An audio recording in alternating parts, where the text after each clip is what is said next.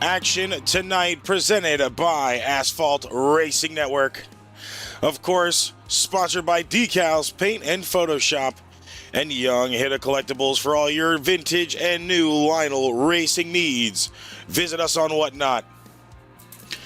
Ladies and gentlemen, the NARAS Cup Series is back for another week here at a great track we've already been to before.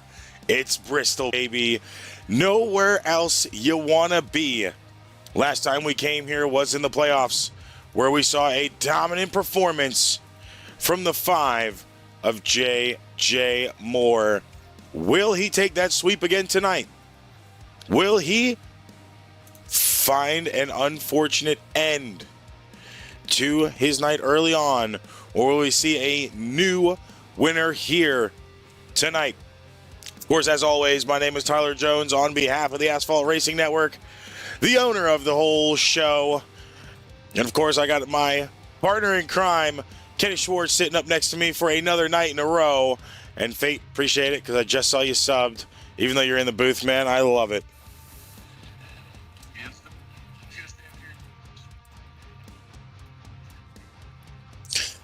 Now, of course, he is still new to this, so you might not hear him as much. But we are willing to help learn and get him ready to go for future events. Of course, here in NARAS, this is where I got my start, so it's perfect for him to get a start. The biggest question tonight is J.J. Moore going to be able to take it back again? He is the talk of the town right now. This man swept it. We had people in the truck race last night congratulating him on a win that he hasn't even got yet. So we have seen a lot of craziness so far, as you know, that this is the man that has the opportunity to take it. He has the opportunity to take an entire win here tonight. Now, of course, we've only had 4 different winners in 4 different races. Are we going to see a 5th winner tonight? Now, of course, the first win of the season came from the rookie Tristan Pena on Steel City Racing, with Mark Morton getting the 2nd week win for the same team. Then, of course, 3rd week at Las Vegas was Nathan Hawks, a part-time driver. And at Phoenix, J.J. Moore took the win. Will J.J. go back-to-back this week, or could we possibly see a different outcome from a different driver? Of course, Parker Motorsports finally returns to victory lane in a points event. They are 17th overall right now. 17th overall win for the team, there. And of course, this week we thought we would have seen the return to DJ Vincent, but still not on track now. He's currently on a 4-week hiatus. It would have been a great situation to see him return to the card tonight, but hopefully looking forward to seeing him next week at Kansas for the Fisher Studios 300 event. A little bit more news for pre-race.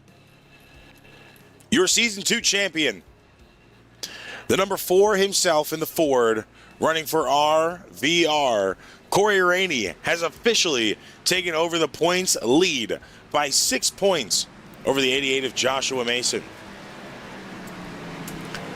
Now, of course, Corey still has not found himself in a winner's circle yet. He still has some opportunity to do so. A lot more races in the season right now. We saw him first get his win about this time last year. Then, of course, he didn't get the win for a 21-week difference at Martinsville, locking him into that Final 4 race. So will we possibly see that win come from Rainey early on, or even at this point close enough to where he kind of started his run for a playoff position then? Of course, a good feat for him, being a points leader without a win on the season so far. Of course, we're only 4 races in, this being the 5th, but the green flag hasn't dropped yet, so still a pretty good turnout, I would say, for that 4 car. Of course, Phoenix, up until this point in time, was by far the cleanest race of the season for the Cup side. NARAS officials have finally started cracking down on drivers very hard, and the drivers have noticed the penalties increase over the last few weeks. The scrutiny getting very high has kind of forced a big cleanup in driving, in skill set. So now we're starting to see that slowly develop over the last few weeks over the course of this month. Of course, penalties still to be served, coming into Bristol after leaving Las Vegas 3 weeks ago. Of course, the 19 of Riley Bennett will have a loss of radio for this event for excessive language 3 times over the radio. Nathan Hoggs, who is in the 19 as a part-time, is not here tonight, but at his next event he will have a EOL for excessive contact and situational awareness from lap 70. And of course, causing an avoidable contact on lap 126. Looking forward, the 82, who is not here tonight. I do not believe he's on track. I don't see him in garages at all. He has an EOL and the next event for changing lanes before start and finish line, excessive contact, not maintaining control of car, and situational awareness. Of course, that also added a loss of qualifying at the next event. The 92, who is also not here tonight, leaving lanes before start and finish line. There's a second offense with an EOL at the next event. And then, of course, leaving twice for his third offense with leaving lane before the start and finish line. So he lost qualifying and an EOL. So a few penalties still needing to be served. But, of course, time left for those drivers to do it. Now, depending on the track, if they feel like that's going to be a comfortable track for them, that could actually hurt them.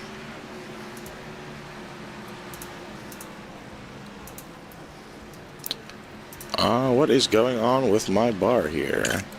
Excuse me, folks. The overlay is acting a little funky.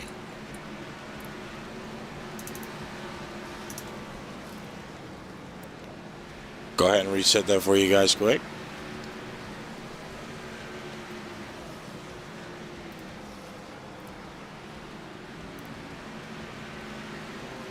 There we go. Now everything wants to work.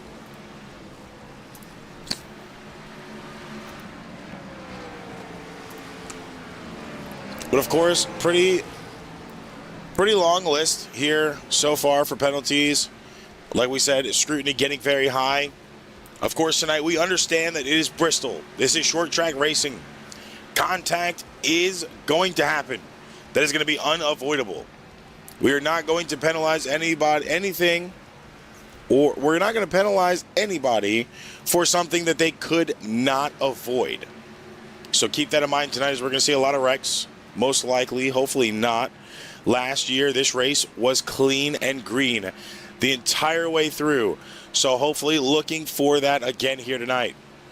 Of course, might not see it, but we're going to have to wait and see that, you know, if we're going to stay green or if we're going to have a situation, you know, kind of like we have the last few weeks where it's been a little bit difficult for some of these drivers to keep everything rolling, or, you know, just what really will hold out for them tonight. It's going to be a very difficult situation. Of course, situational awareness is going to need to be at an all-time high. This track is very narrow. You're not going to have much opportunities to really make passes within the corners. Of course, most likely going to see a single file line for a majority of the time up until we get to a point where you can actually get around somebody in a corner or maybe on a straight. But, you know, there's going to be a lot of different opportunities for drivers to, unfortunately, find contact with another driver and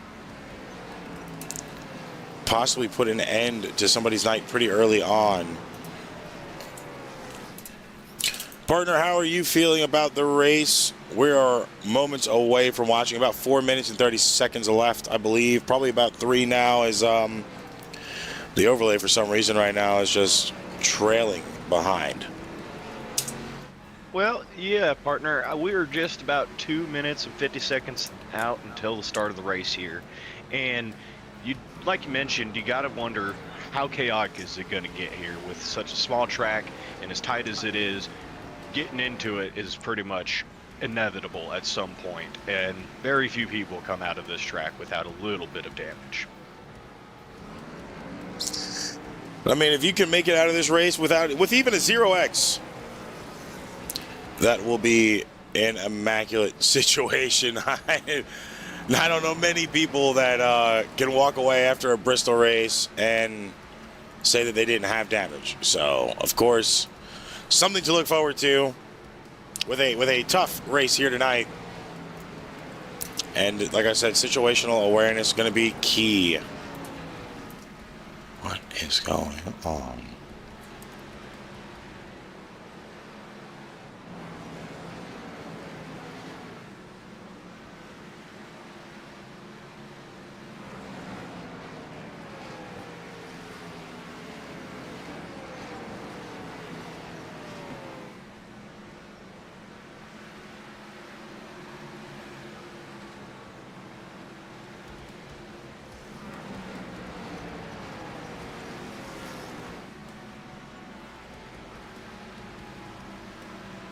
Minute and 25 left in qualifying. Minute 25 left in warm-ups.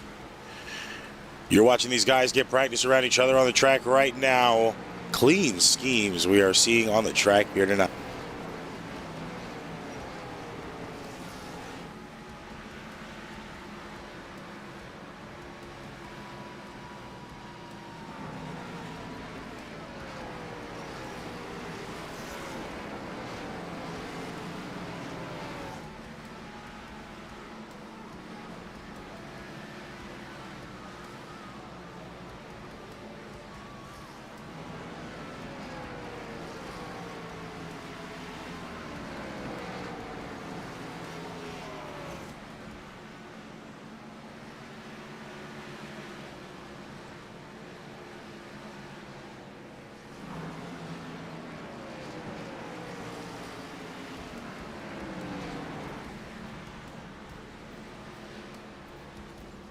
Yeah, I apologize, guys. We're having a lot of technical errors on the tower side. Seems a little bit slow today. Trying to see if everything is working comfortably for you guys. The ticker might not be working tonight, so we might not have a ticker under a commercial break. Hopefully that'll fix itself over time. Maybe it'll fix itself here as we wrap up warm-ups and get ready to go to the grid, where we find out who has taken the pole position tonight.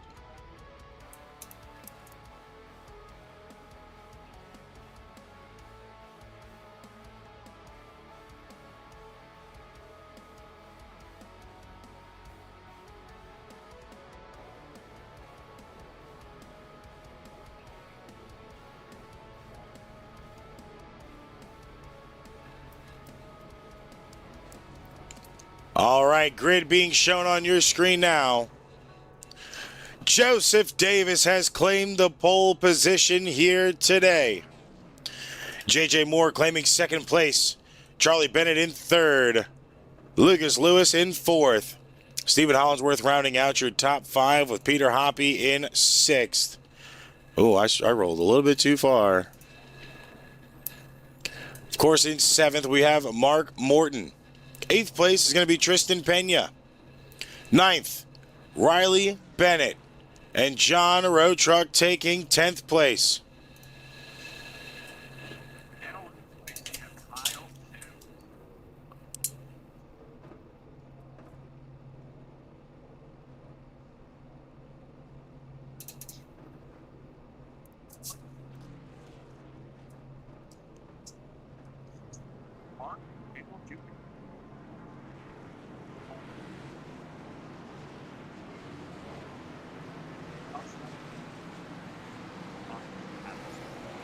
Just outside of our top 20 is Owen Lax in 21st. Of course, we don't count race control. He's just here watching the skies. Joshua Mason in 22nd. Kevin Vergara in 23rd.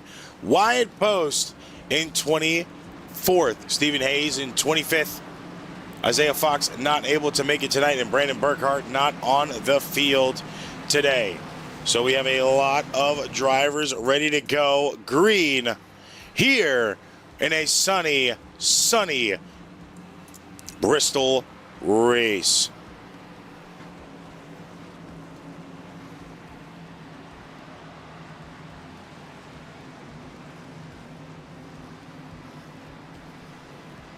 Gotcha.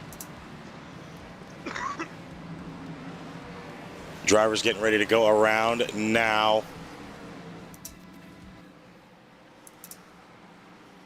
How will this look out for these drivers on the field tonight? It is going to be a tough fought battle. If it's anything like the race you watched last night, it is going to be an insane race from start to finish. Base lights are off. We are ready to go green in just a few moments. Who is going to take this position away early on? Lucas Lewis and Joseph Davis are going to be in line 1. Bennett and Hoppy, line 2. Hollinsworth and Road Truck, line 3. Morton and Colson, line 4. And Bennett and Fisher, line 5 for your top 10 on this restart. Drivers ready to go. You see some warming up their tires, some trying to get some heat onto those tires early on so they got a little bit more grip. Now is the time to put your driver picks in the chat. Don't be a front runner. Get them in early, because we are moments away from a green flag. Pace car in. Partner, take us away in the restart zone. Let's go racing, boys. Green flag out now for stage 1, lap 50 for stage 1.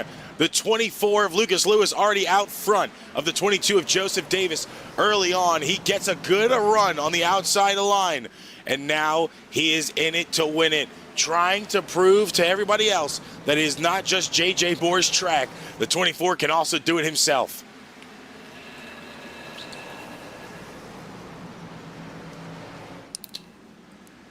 Few people leading positions. The 99 of Mark Morton already sideways wreck on the front stretch. First caution out.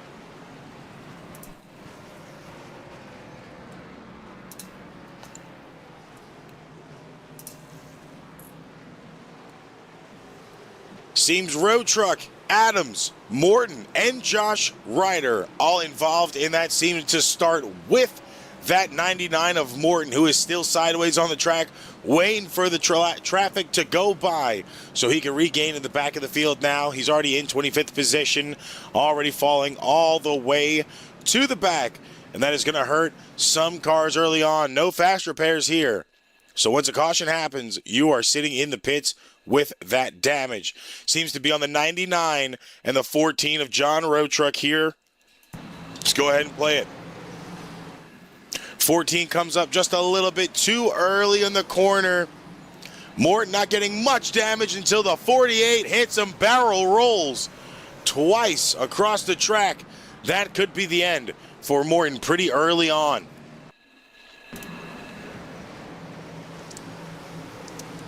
.14 just slightly came up. It didn't even seem like they fully made contact.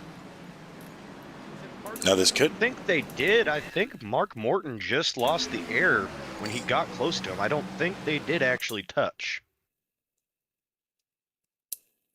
It looks very, very slight contact, even if they did. Of course, we don't have the best camera angle. Maybe this one will do a little bit justice. Let's see if we can kind of zoom in here on that front while we go in slow-mo for it.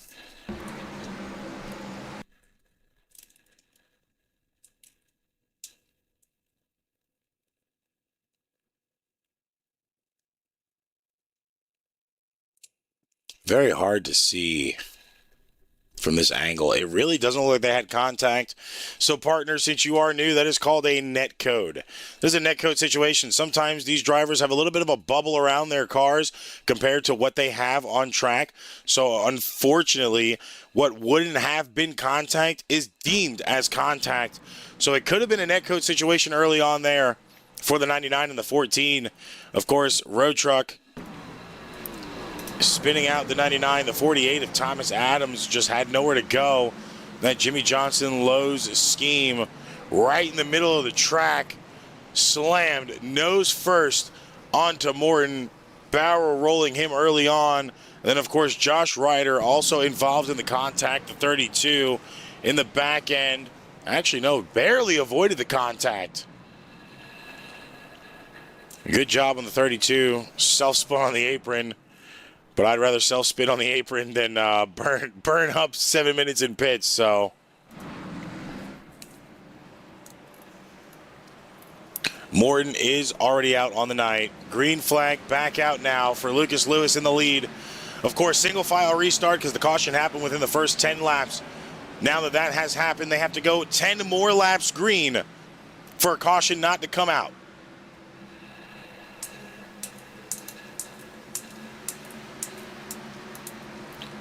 Tough situation there for a few of those drivers.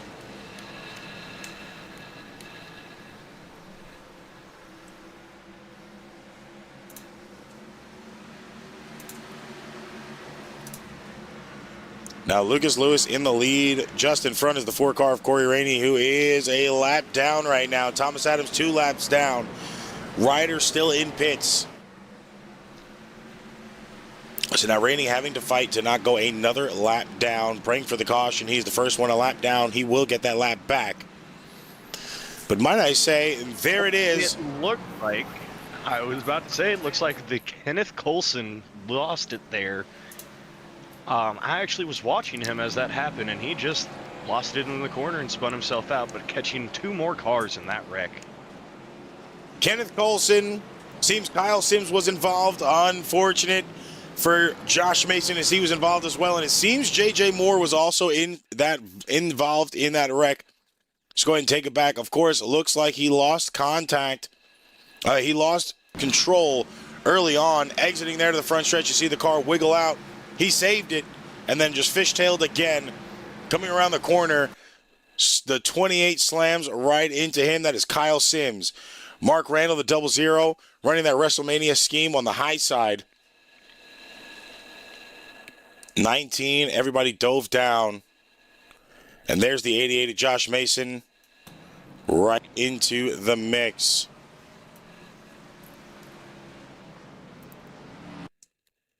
Unfortunate situation for Coulson here. See where J.J. Moore was at. J.J. Moore's in the back in the 5. Got spun out by the 3 of Cardin Hansen. Contact to the outside wall for him.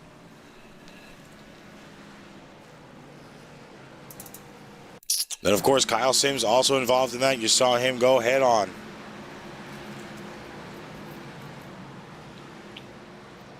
Right front contact. Splitter is going to be, or his front diffuser is going to be a little bit hurt there. Going to have a lot of front damage. 18 still in pitch right now. Sims. Mason still in pitch right now. Road Truck still in pits. Vergara still in pits. And Sims also in pits as well. Unfortunately, Mark Morton already out for the night due to that barrel roll, which just completely devastated his car. That makes a few weeks in a row. But, of course, net code situation for him, even though the 14 did slide up a little bit. No net code situation for him. He is out, which is unfortunate. He already has a playoff position locked into place, so he doesn't have to worry about it. But, of course, points are a necessity for him. Points are a necessity really for anybody. Of course, looking at the points bracket right now, let's see where he's at. Mark Morton is currently sitting in 8th in points. Only has 130 points, 53 points behind the leader of Corey Rainey. Mason only 6 points back. Hollinsworth 14 points back. Randall 42 points back, and Lucas Lewis rounding out your top 5 on points right now, 44 points back from the leader. So pretty close-knit, tight fight here for a point situation pretty early on into the season. I kind of wonder how this is going to affect these drivers that are in the top 5 with their racing until, it kind of spreads out.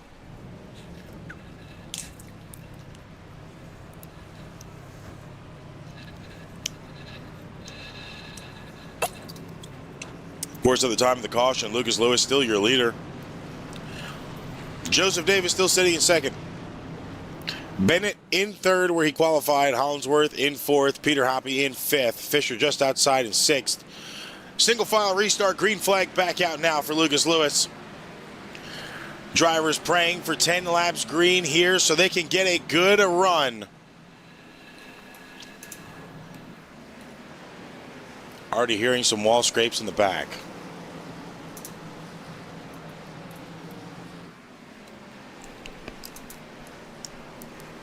Jeffrey Bourne now sitting in that 10th spot.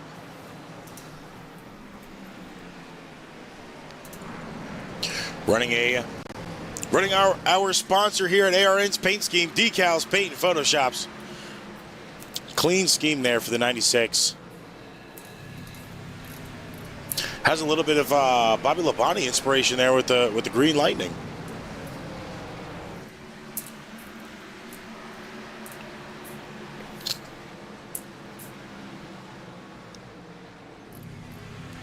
Boris Corey Rainey right now sitting in 14th behind the 82 Stephen Hayes. Rainey back on lead lap with a Ryan Blaney inspired paint scheme. A clean Menard scheme there, chromed out with the number 4. This man is your championship winner last season, looking to go back to back. Of course, he has a lot on the line. Everybody wanting that prestigious spot of season 3 champ. And of course, only one person can get it. You have to fight like hell to get to that spot. And of course, Rainey was one of the lucky ones last season after a crazy race at Homestead to be able to do it. Now trying to do it all over again this season. 23 laps, now 24 this time by the line. Lucas Lewis still in the lead, has led in the, I believe, all 24 laps of this race at this point in time, partner.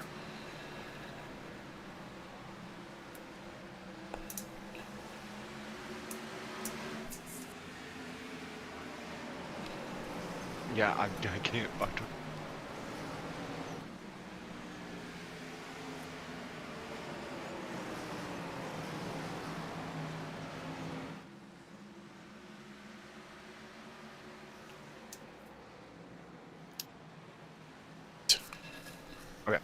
A little bit of a fight up here in the front right now. They are side by side for the lead. Joseph Davis gets the actual pass on the front. Stack up a little bit in the back with the 67 of Hollinsworth. That was actually pretty close to another caution. These guys haven't went 10 green yet. We were almost there. Of course, almost like the entire top 10 single filed out right now. The field is really starting to spread out here. You're starting to see people that very quickly after the restarts, they've settled into kind of their grooves, and the field really starts spreading out rather quickly. And of course, that's something you're going to see at a short track here. Of course, Bristol being a dominant one for tire conservation. That high line is probably not going to be the preferred line, as you're seeing a lot of them diamond this corner. Come in high, go low for the middle, and then exit back out to the high side wall. That high line can make a good groove, but with it being a day race and all that rubber going up to that top side of the track, it could be a slick one up there, which is why we're not seeing many drivers try to run it. The 40 of Lax right now is trying to run that high side predominantly. You see him enter in the mid side and keep pushing. It's actually gaining him a lot of time onto the field right now. And hopefully we will start to see him really start to push up to the front of the field. This is in the wheelhouse of Lax. He normally waits until halfway through the stage to start moving. We're on lap 33 now, well over halfway. About a quarter of the stage one left to go here. As we hit 50 laps, stage one caution brake will be out. Joseph Davis with an insane run over Lucas Lewis right now. 0.4 of a second in the lead.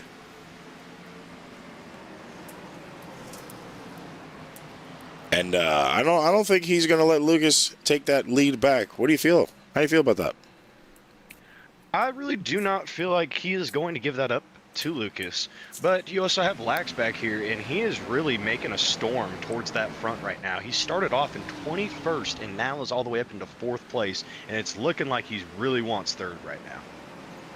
I mean, he is the highest mover in the top 10 as well, like you said, starting 17 positions back from where he's sitting right now in 4th place. The other highest mover within the top 10 is Wyatt Post in the 57, who has moved up about 15 positions. We'll show you the gains on the top, on the left-hand side of your screen. The green is up from their positions. The red is down from their starts. So you can kind of see how much the top 10 has really been moving. Of course, you still see outside of the top 10 as well, as that is scrolling on the bottom side. Top 10 really not making too much differences other than Lax and Post. I mean, Post is another driver we've seen be consistent, be fast, but just has a situation of burning his tires up just a little too early. So you've got to wonder, is that same situation going to happen for him here tonight? Or will he be able to hold that car together for a little bit longer than what he needs it to do? Wall contact there, that's going to lose him 2 positions. Unless those are lapped cars, I believe they are lapped traffic, so no worries to him now.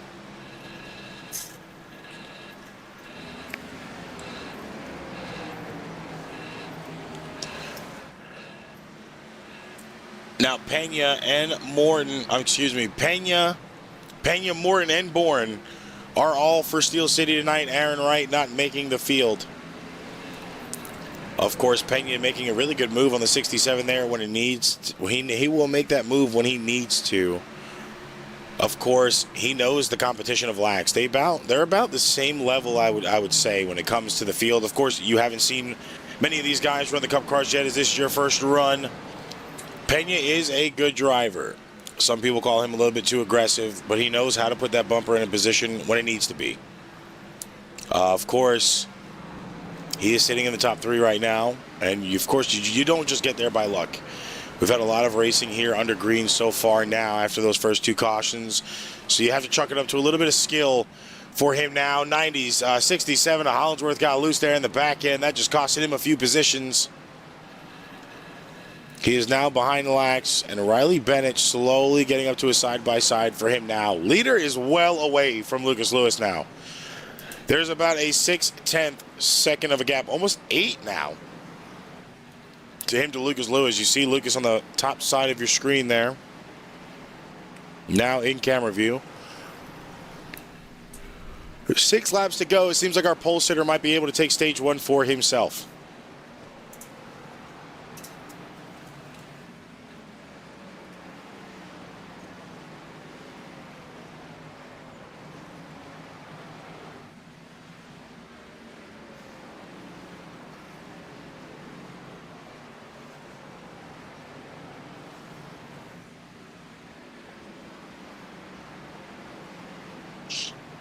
So far, so good for these drivers. 3 laps left to go.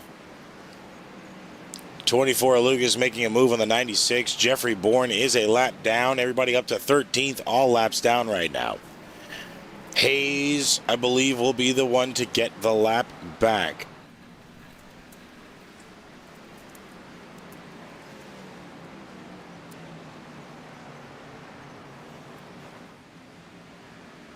Short track racing is going to equate to a lot of lap traffic here. Lap traffic, of course, not only going to affect their racing, but it's also going to affect their performance, as they're going to have to not only get around the lapped cars, but they're going to also have to fight their actual competitors on lead lap positions to get around. One to go now, coming to a checkered, well, not a checkered, a yellow flag once the top 10 have passed the line. Top 10 now crossing.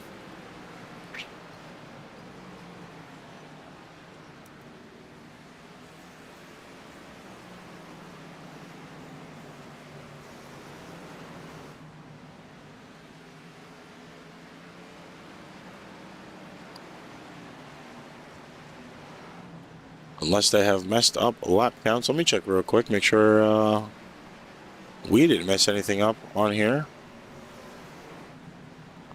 No, we did mess everything up. I apologize, guys.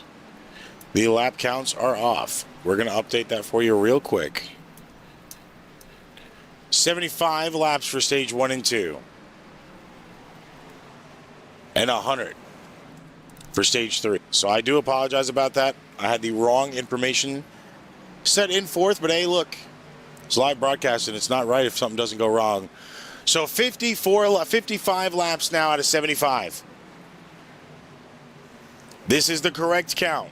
250 laps. It is a Food City 250. Duh.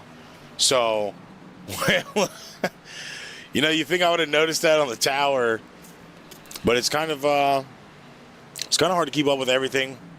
Once again, I do apologize, folks, for that little mess up there. So we do have a lot of racing left to go in stage 1. And then the same in stage 2. Davis seems to starting to be breaking loose there. Partner, who do you got eyes on right now, and how do you feel their performances so far? Well, I've been shuffling around through the field here, and everyone's starting to really just get into a position right now where they're not going for anyone or trying to trade places. So not too many people that I really see that are doing anything, moving anywhere. Everyone's just kind of settling in and just trying to get through the laps, it seems like, as of right now. Of course, we're only 59 laps into stage 1. It is still kind of early, but is there anybody in particular you feel like, you know, might be kind of gearing up to have a dominant stage 2 and possibly take that win in stage 3 when it matters? You know, you always keep in mind Corey Rainey in the back of your head. With Corey out there, anytime he's on the track, there's always that possibility he's going to sneak up on you in those last bits of that race and come take it from you. Me personally, I'm looking at most likely Owen Lax right now to possibly do that damage. We saw a pretty good race from him last night. He has yet to touch a win position here, a victory lane, shall I say. And I feel like he needs that situation. Of course, he did win Duel 1 in the preseason, so he has technically touched a victory lane, but it hasn't been a race on a points situation. And Lax still has a lot to prove to himself this season, as he was on hiatus for season 2. Was not a full-time competitor, started in the booth for almost the majority of the season and decided to come back to race in season 3. Now, with him having that season 1 championship, leading the all-times win list just by, I believe, 2 right now, maybe 1. There's a lot on the line for him to keep his position as the Hall of Famer in the NARAS Cup Series right now. So I'm keeping my eyes on the 40. There's still a lot of other competition, like you said. The 4 car of Corey Rainey, he is a sleeper as well. We've seen him come back when it mattered at Martinsville in the round of 8 to get that win. Mr. Must Win, putting himself into that championship spot and got that championship race as well. Of course, you have other drivers like the 9 of Jordan Fisher, who has yet to be in victory lane himself, but of course has the skill to do it. Team on par, 17 all-time wins for the team. And I feel like there's going to be a lot that, you know, Parker Motorsports has yet to produce that will be produced later on in the season. Of course, J.J. Moore as well. He's a lap down now. As we have another caution out, seems to come from Peter Hoppy. And Joshua Mason involved in another one. Let's go ahead and look at the ARN replay here and see what happened. So it already looks like the one car probably slid up the track or broke loose. One car came up the track into the 19 of Riley Bennett, and Mason should have stayed down low as he came back up on the track and costed himself a few pivotal points and moments in pits. Let's go to the cockpit view of Mason. Now that A-pillar kind of blocking the wreck in front of him in the corner, but of course it happened on the straight. Right here, he just thought that that one was going to wash back down the track. Those embankments will push that car down the track. Of course, Hoppy didn't have much speed, so when he locked up his brakes, he really didn't go anywhere. Unfortunate situation for Mason, as that is the second wreck he has been in.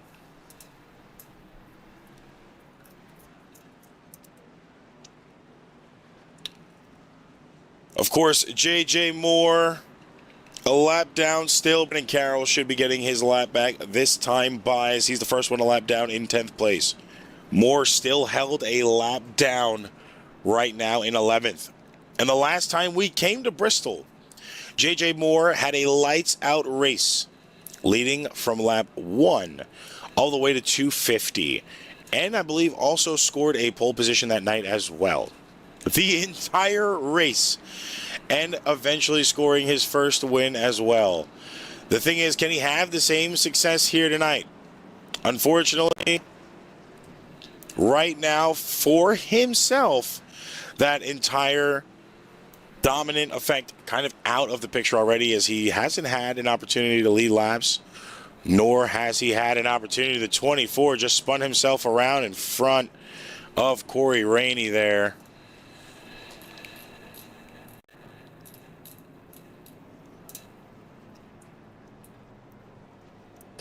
Lucas Lewis just spun himself out in front of the 4 car.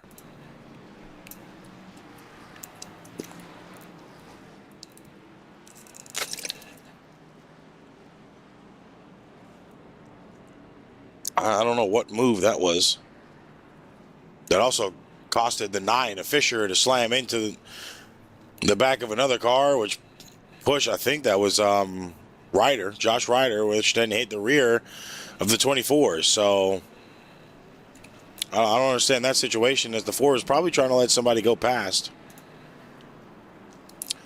And unfortunate contact there, which probably just gave them damage, as we're already shoes ready. So that could hurt the restart here.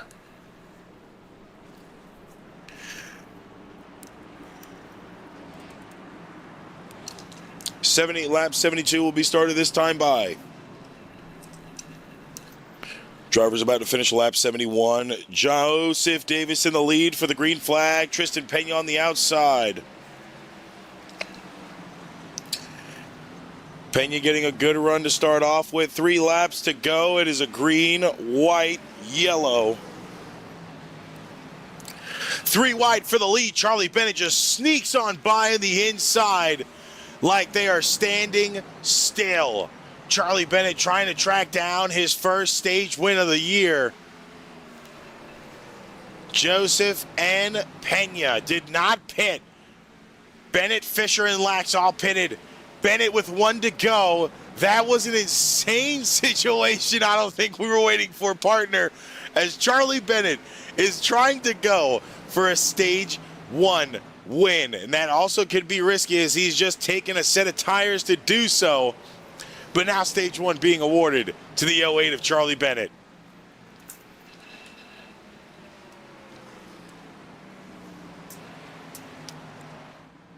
Holy hell, what a move. Insane pull off there Caution now flying for the stage break as the top 10 have all passed the line. Insane. Charlie Bennett just scored himself 10 points for that stage off a crazy situation.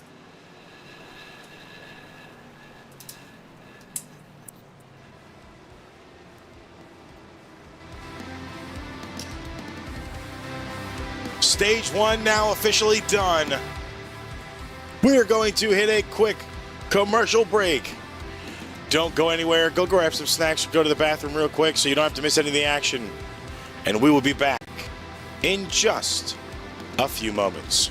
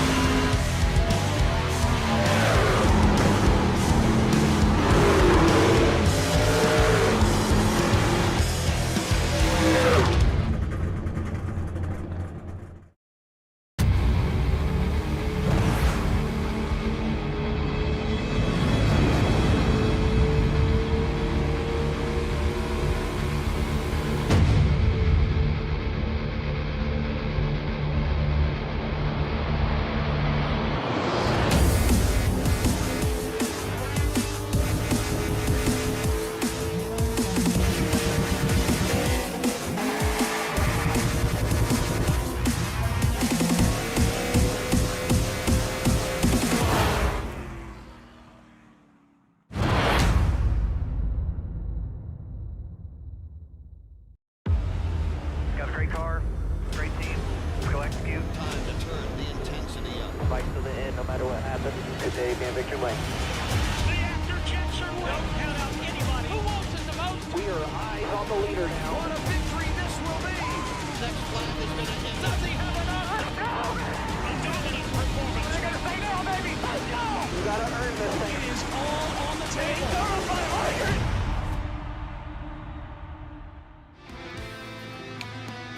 We are back now. Stage 1 being awarded to Charlie Bennett after an insane race to the end there for him.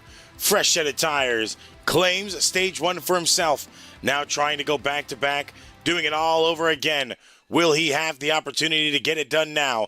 Pace, car off, back in the restart zone. We are back under green. 19, O'Reilly Bennett already loses it a little bit off the corner. We are still remaining green as there's no wreck there.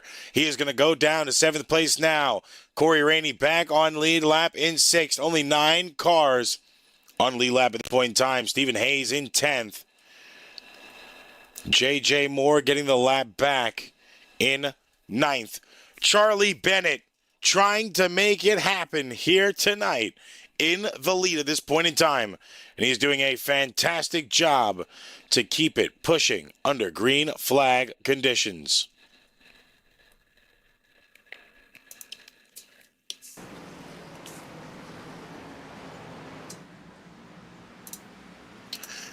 Now, of course, I don't think anybody expected that type of move from Charlie Bennett.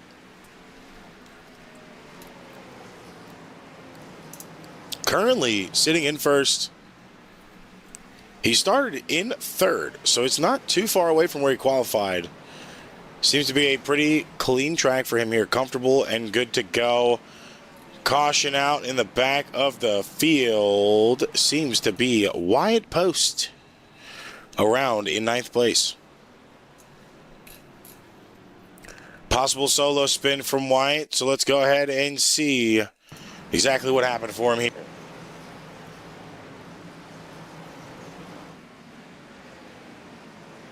Doesn't look like the 24 nudged him. Just looks like a little bit of a solo spin there. Now caution out again.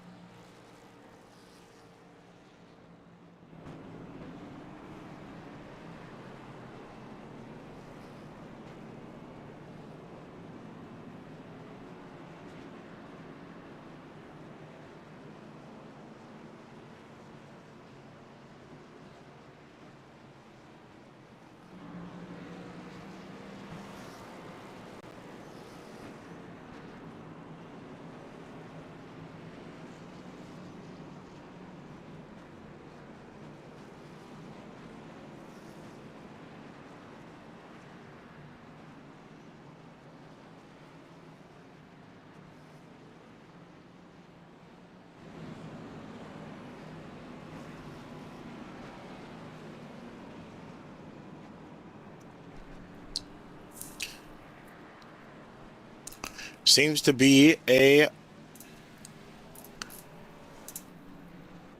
hopefully not much damage for Post. I don't think he'll have much time in the pits. Of course, Charlie Bennett in the lead right now. Single file restart. Not this time by, though. Pace lights are still on. People are still in pits.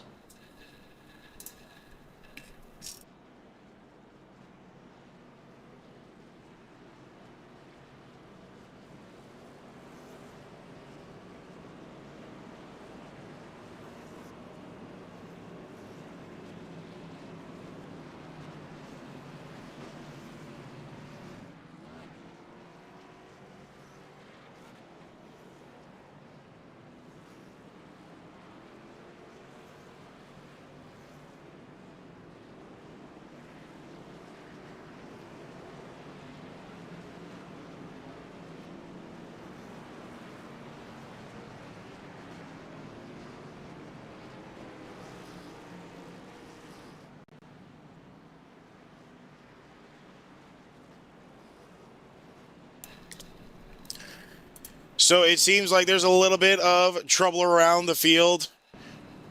Apologize for being quiet there. We were going into some of the tuning into some of the drivers' radios. Seems like Parker Motorsports really not too happy with this race right now. Josh Mason being the one to call it a 0 out of 10 will not race again. He's already been in 2 wrecks here tonight. It's been an unfortunate situation. J.J. Moore not too happy about the outcome of his race here so far. Parker still, he's on the fence.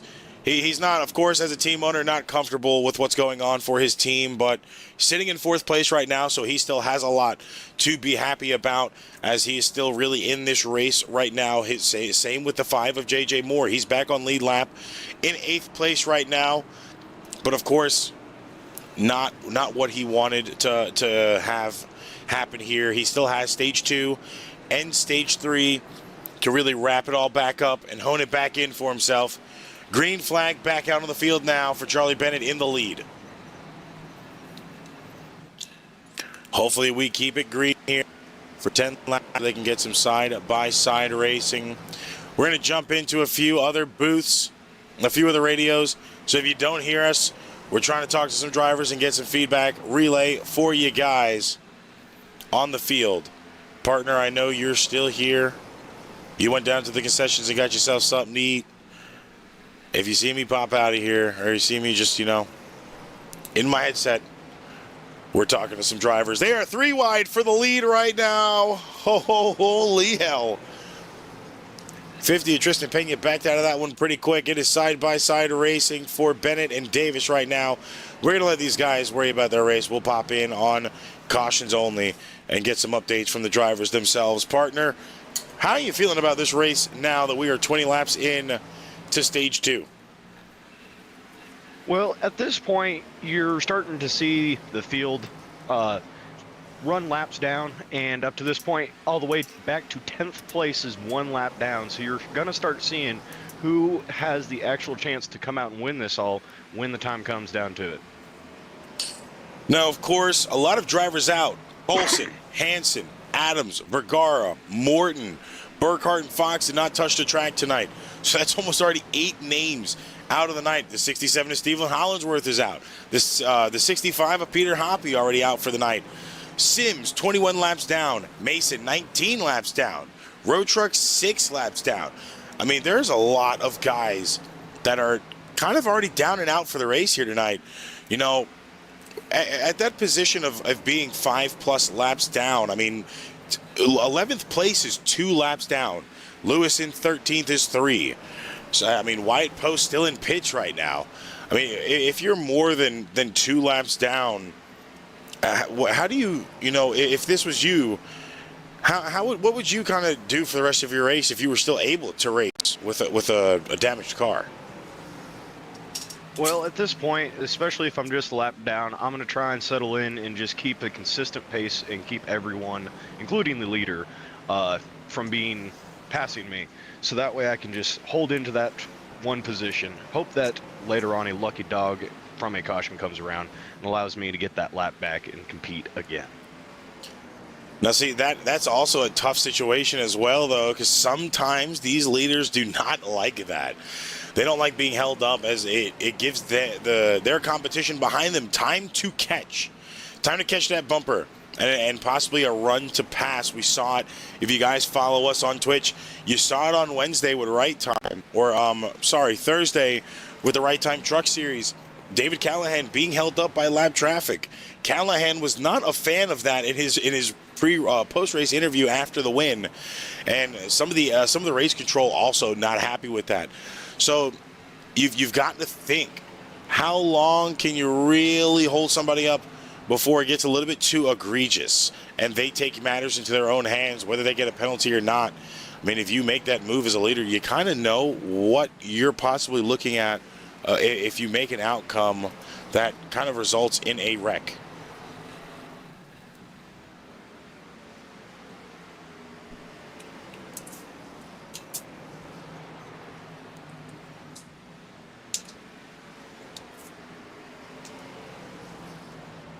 Overlays are killing me today.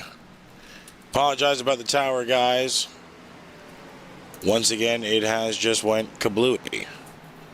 We are going to try to get this back up and running for you guys as soon as possible.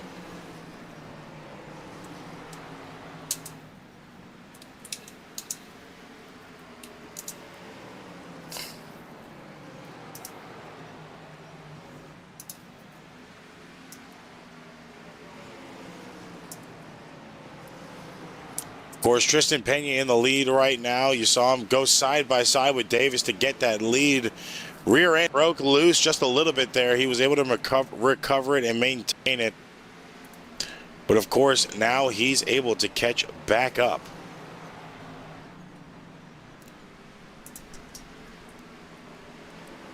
So now Davis slowly trying to make his way up to Pena.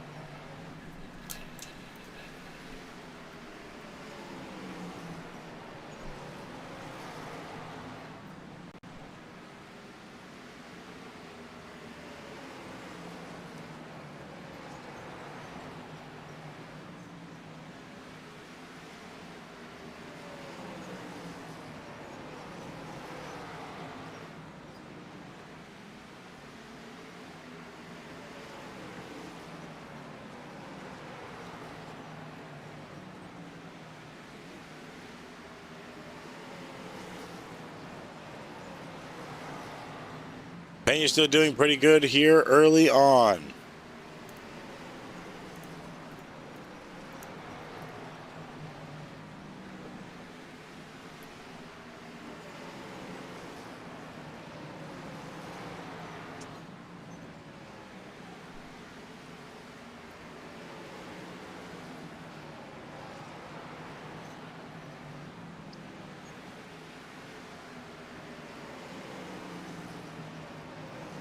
So these drivers are doing really good right now to try to keep it green for as long as possible. Something you don't see too often.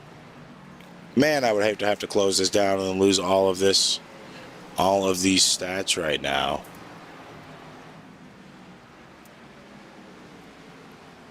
Still trying to get the towers fixed for you guys here.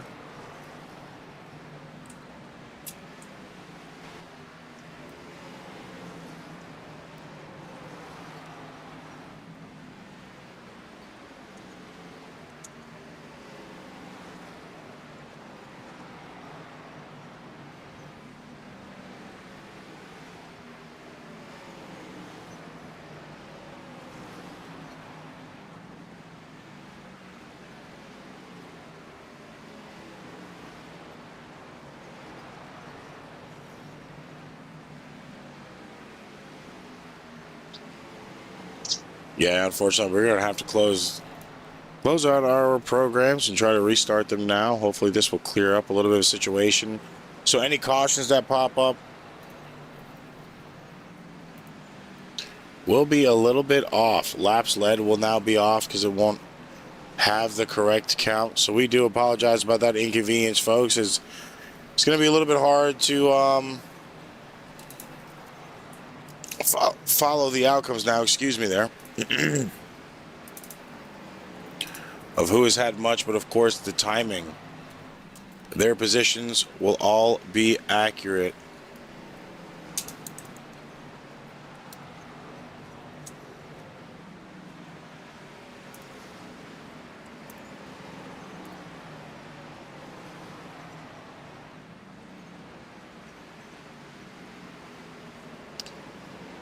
Pena doing a really good job right now to hold the lead and hold the lead comfortably and confidently.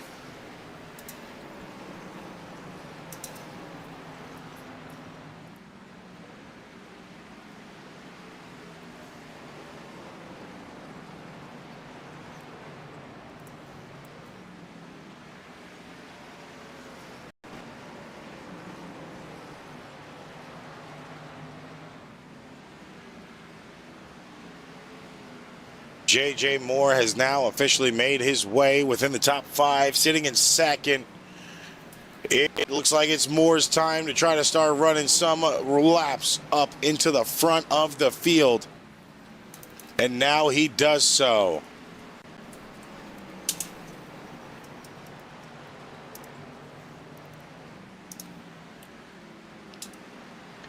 And looks like J.J. Moore is going to be wrecked out there. Looked like him and Pena got into it and bumped just ever so slightly, sending Moore down into the bottom wall, or the inside wall. Now, of course, remember, ladies and gentlemen, this is not the first caution. We've had a little bit of trouble with the tower. Call it Fox Broadcasting, why don't you? Now tower back up, so this is not the first caution. But it is a flown yellow flag this time by. Let's go ahead and go back to the replay watching J.J. Moore.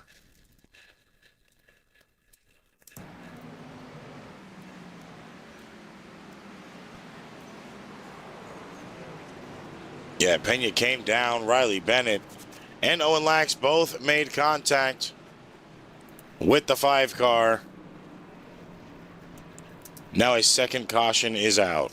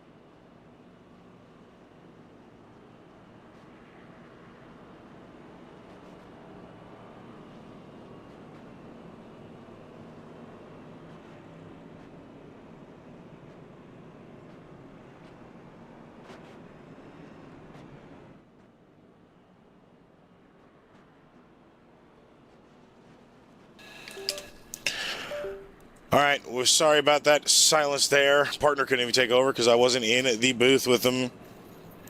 Walked out, went over to the room next door and was talking to the teams down on the track.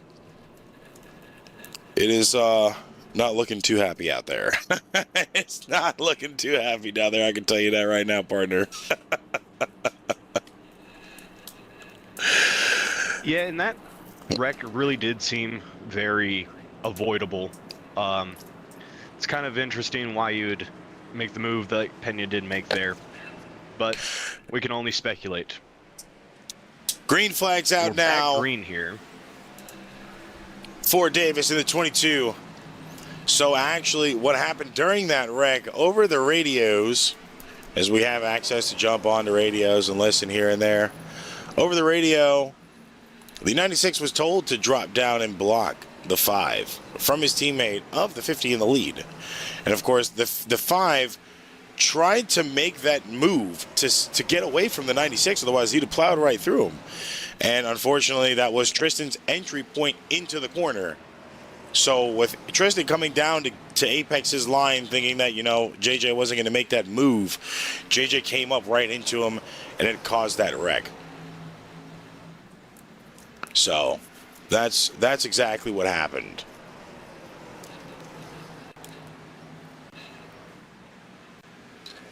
Difficult situation there. As we've shown on replay, when we pull it a little bit further back, you know, where it actually counted the replay starting out as for the wreck wasn't the initial cause. So what it looked like Tristan coming down and more going up actually was the 96 being told to block. The 96 going down, blocking, and then the 5 trying to avoid it. Now, the 5 still on the track. He's in 4th place. He probably still has a lot of damage on that car. The 96 is currently in 11th, which means he's probably about 3-4 laps down. Tristan Pena has moved back to 5th now. Davis in 1st. And Lax currently sitting in 2nd.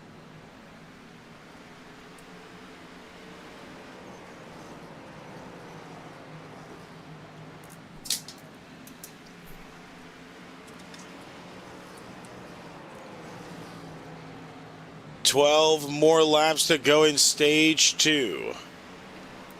Will Lax be able to hawk down the rear bumper of Davis?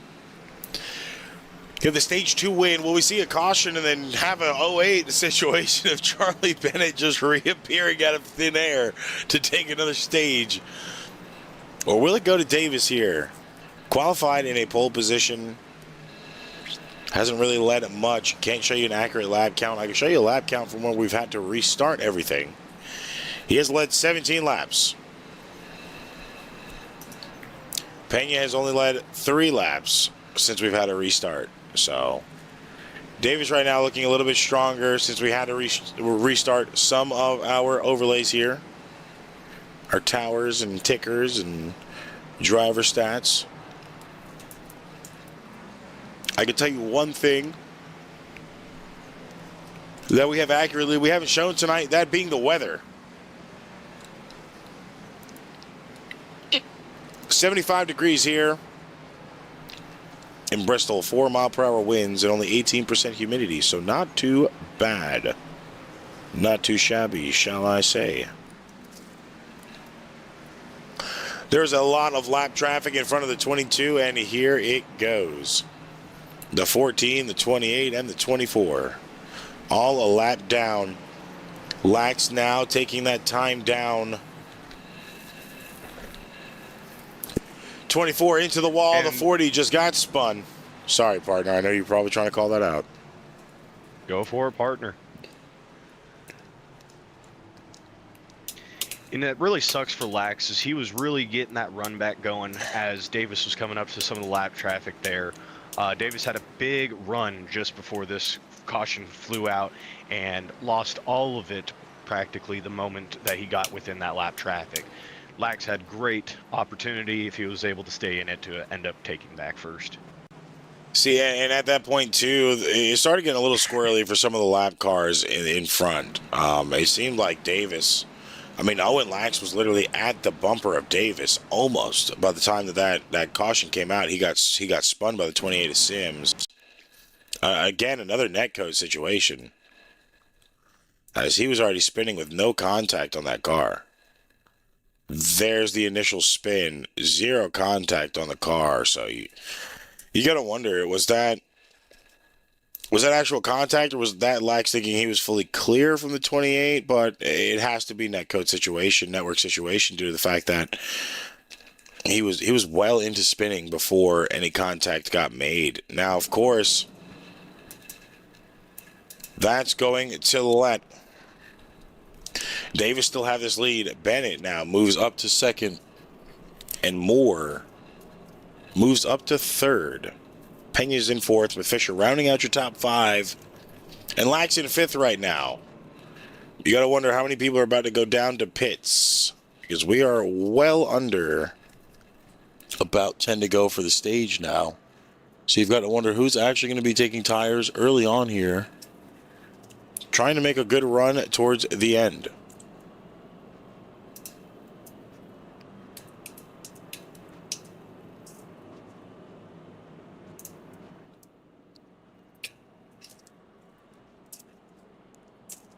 The stage actually might finish under caution, as drivers right now are on lap 148.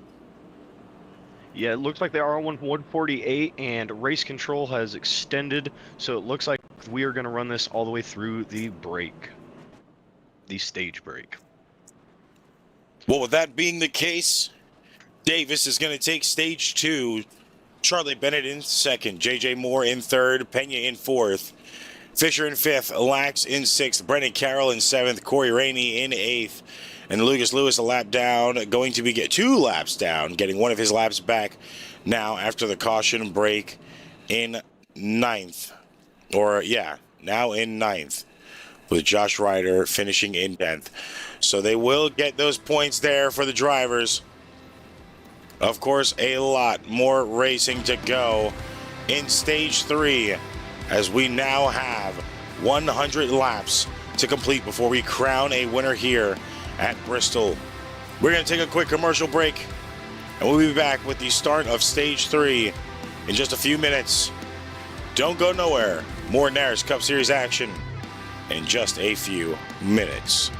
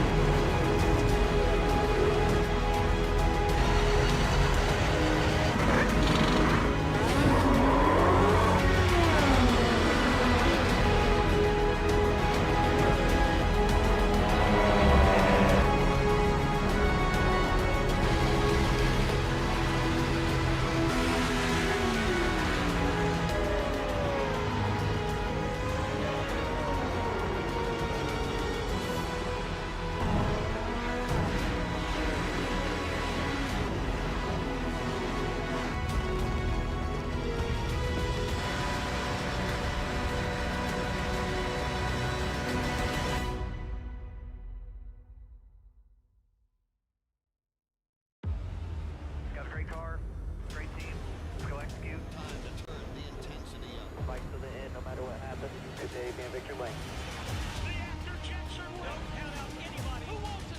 We are eyes on the leader now. What a victory this will be! Next lap is going to hit. Does he have another? No! A dominant performance. They're gonna say no, man.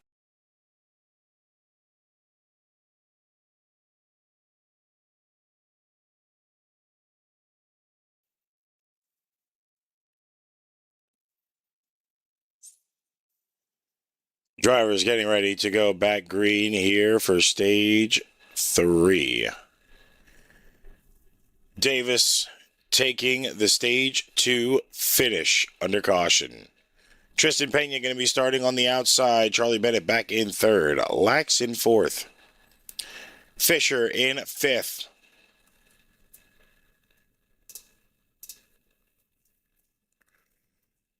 Green flag out now. Stage 3 underway, and we are already side by side racing for the lead. Davis getting loose there. 50 of Pena going to be able to overtake. Just barely. They're still holding on. Davis gets him again. Pena takes it away on the outside.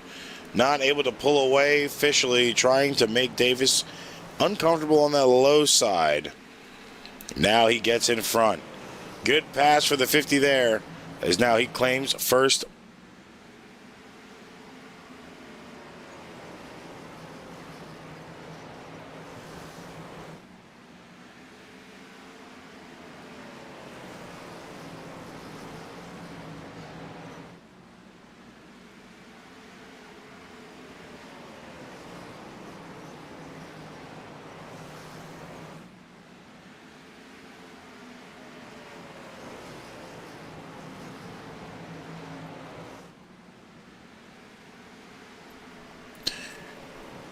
Now Pena holding the lead on strong for Steel City.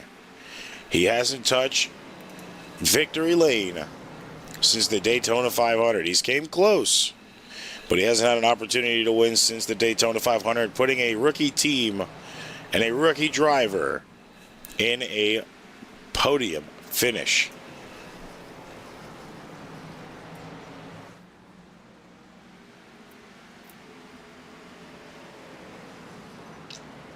Now, of course, 13 laps into stage 3 now.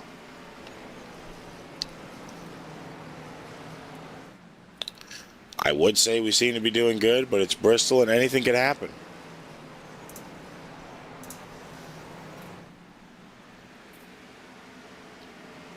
Now, of course, it's an unfortunate situation tonight for the 5 car. J.J. Moore currently sitting in about 5th place right now. He's had the most laps led at Bristol ever. Now had a bit of unfortunate situations happen to him tonight. So he's been down and out for 2 stages. But he is on lead lap and has an opportunity to still take this win for himself.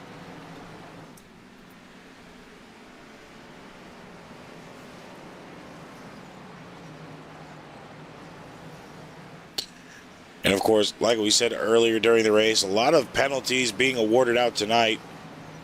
NARAS is looking at going a different route with the incident penalties if races cannot be replicated like Phoenix.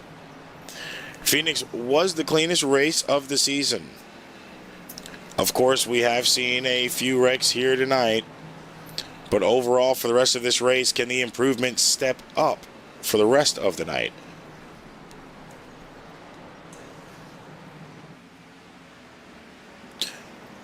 From what we've seen so far, partner, looking, at that situation with the possibly going a different route with penalties, if you were a race admin here for the NARAS Cup Series, what would be your take on the racing we've seen so far tonight? I mean, so far this racing tonight has been relatively clean.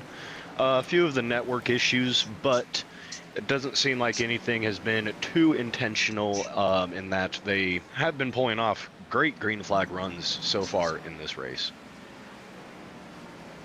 And I would agree with you as well. Of course, tonight, not really awarding any incident or penalties to people that just could not reach unavoidable contact. It's Bristol. We did expect a few wrecks to happen, but of course, after coming in last season with a very comfortable Bristol race, not many cautions, if none at all, you kind of expected to see that here again tonight. Unfortunate situation for a lot of drivers impacted and out early on into the night. As you know, it kind of hurt them where they needed it the most. Points are a big situation here. You don't want to lose any. You want to gain as much as you possibly can. And just for some guys, just tonight wasn't the night for them to shine. And it's tough to, get wrecked out and have to come back the next week and be all calm, cool, collected about it and, try to regroup and regain. But that is a part of racing. You got to distance yourself from the week before and move on forward with the next week and, kind of just keep it trucking. Not really worry too much about the week previous, as worrying about the weeks previous or the week previous or the person who wrecked you out, or that can and will really hold you down on performance and kind of hurt your opportunities to boost your situation on points with the rest of the season.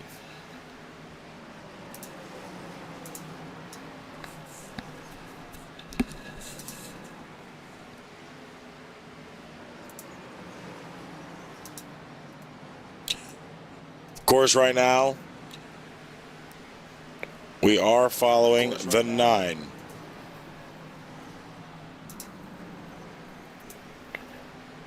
Fisher is doing pretty good right now. He's up 7 positions from where he started. Tristan up 7th. Highest leader in the top 10 right now is that 40 of Owen Lax. Corey Rainey. The 2 drivers we talked about earlier, about who honestly had an opportunity to possibly take it in stage 3, are sitting neck and neck. Rainey only about 2 3/4 of a second behind Owen Lax on track. 5 back from the leader. He is in 6th. And partner, there's only 8 cars currently on the lead lap. Yeah, and you see that because of how much this race every time is going to beat your car up. And it'll beat it left, right, and center. You're almost never, no matter if you win or not, are getting out of this track without a little bit of damage. Damage is something it's hard to avoid, not even at Bristol. It's even more difficult to avoid at Bristol. But of course, on a weekly basis, it's very difficult to keep a clean car and not accrue any damage. Aero damage being the worst of them all, as you don't really have the opportunity after the fact to kind of revamp and regroup. Now here it is a difficult track. You gain a lot of damage, you go a lot of laps down. We're already seeing a lot of drivers have that issue now, as they're multiple laps down, due to the fact of the pit road situation. Pits are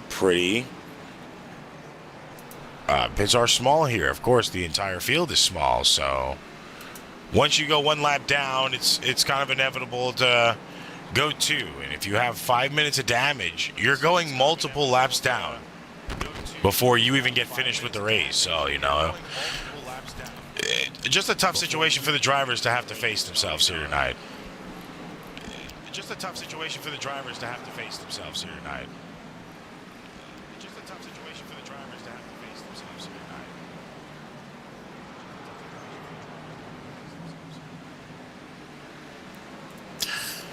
Now, of course, Tristan Pena holding the lead strong at this point in time, but Davis not too far behind.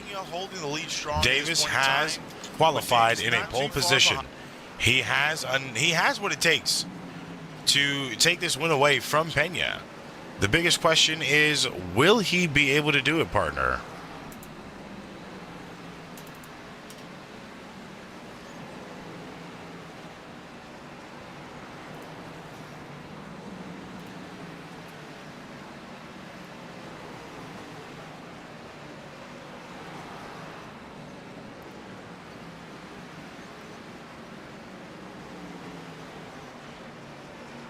I believe my partner has fallen into Never Never Land. I believe my...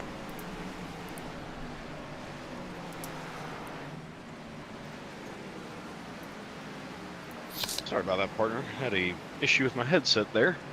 Wanted to turn off on me randomly. Oh, good. Could you repeat the question that was asked? Like I was saying, up to this point in time, the 50 of Pena has been holding on strong to the lead. But of course, the pole sitter, Davis, not too far behind, about 0.3 of a second behind. Do you think Davis has what it takes to get this lead from Tristan before they both go in for a green flag pit cycle, hopefully? You know, I do think that Davis has the speed, but it's really going to come down to the strategy, I feel like, here. And what you're going to be choosing when it comes down to those possible green flag pits. As we're about 55 laps till the end of this race right now, it's kind of coming down to that time where you got to plan everything out perfectly so that you can end up where you want to be at the end of the night. And you're not wrong about that. Lap 46 now, we're 3 away from being halfway through stage 3. The racing is going to get even tougher. The tires are going to get even looser. And the wrecks probably more plentiful. Drivers hoping it's not, as they've already been dealt a lot on their plates, and they've already been through hell and high water just to get to this point in time on lead lap. Now only 7 drivers on the lead lap. Jordan Fisher in a pit situation down 2. If you see those good drivers down 2, it's most likely because they went into pits early, hoping that, you know, they will be able to make it a little bit further, or of course had some just damage they needed to get repaired. The 96 there, you can see he's took fresh tires. He is back on track. Bourne in 11th, 7 laps down. Road Truck in 12th, 15. Post 17. Mason 19. And then of course, I believe you have Kyle Sims 28 laps down. I mean, for Sims and Hayes, it's kind of over. I mean, 40 laps down, 28 laps down. Riley Bennett still in pits. Then you also got Mark Randall, who has already parked the car tonight. Just a tough situation for a lot of drivers here. We're almost nearing I want to say, what, 1, 2, 3, 4, 5... maybe 9, 10 drivers that have 8. Oh, we're nearing almost 10 drivers, actually, that have retired their cars back to the garages just due to the incidents and them being multiple laps down here tonight.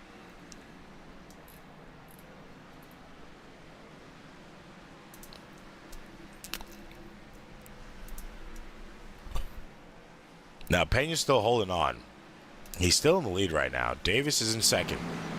Bennett is in third. Lax not too far behind. Corey Rainey about 5.5 seconds behind Lax now, as Davis, Bennett, and Moore all go into pits that time. So now Lax getting close. Looks like our leader Pena coming into pits right now as well. Lax is going to end up taking the lead here. You wonder if this strategy for Lax here is going to work out. Well, I mean, we saw the situation with Lax last night during the stage break, having to actually go and bind that button for pits and get him to be able to, you know, clutch. So with that clutch being activated for him after last night, he could be stretching fuel already, trying to go for the finish. let's actually go to the in-car cam and see if we hear any of that fuel-saving strategy already in play.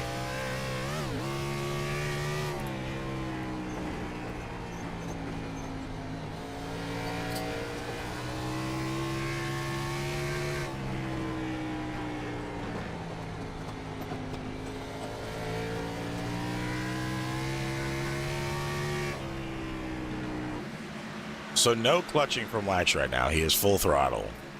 He's full throttle and coasting his corner. Still early on, though. There's about 40 laps left.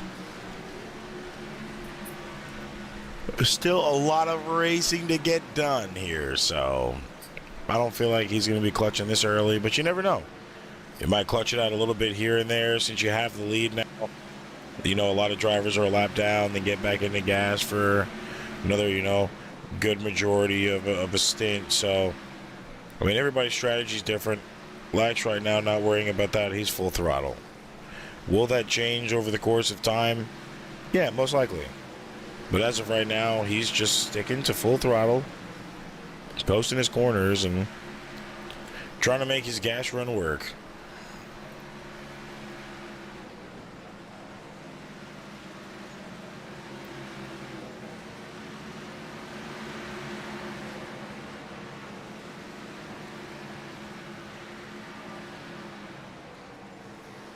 Now, of course, a lot of drivers have already pitted in. Trying to look. We're at lap 213 now. 204 was Joseph Davis. 203 was J.J. Moore. 205 was Tristan Pena. Lap 204 was Charlie Bennett. Fisher went in at lap 194.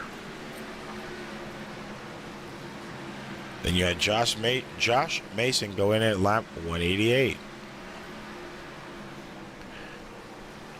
Then it looks to be Kyle Sims at 175. Those drivers being multiple lap down though, so that making a bit of a difference for them other than the lead lap cars. As of now, partner, only 3 cars on lead lap. That being Owen Lax, Corey Rainey, your Season 2 champ. Carroll now getting his lap back.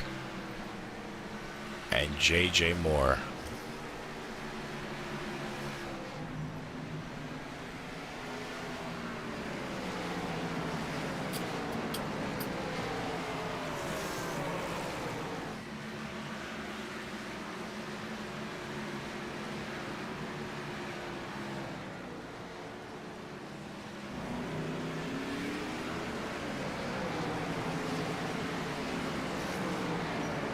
Now Lax currently leading. Tristan Pena still a lap down. A little bit of a bumper tap there, trying to get Owen out of the way so he can get his lap back the hard way and put himself in a good position to try to cycle back out to the lead when Lax goes into pits.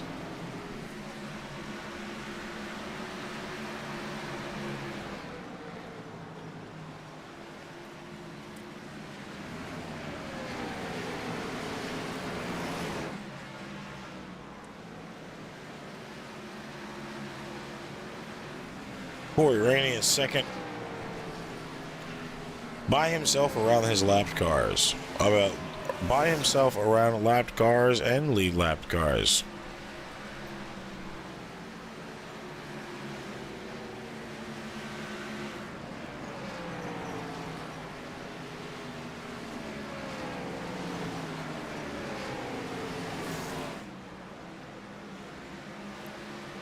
J.J. Moore in third, not too far behind Rainey right now.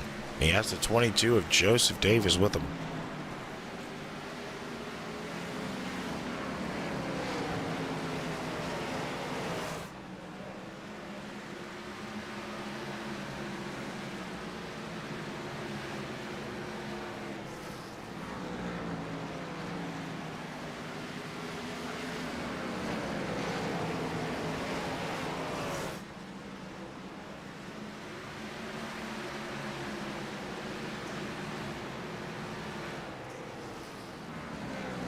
And partner, you really do begin to start questioning this strategy right now by Lax.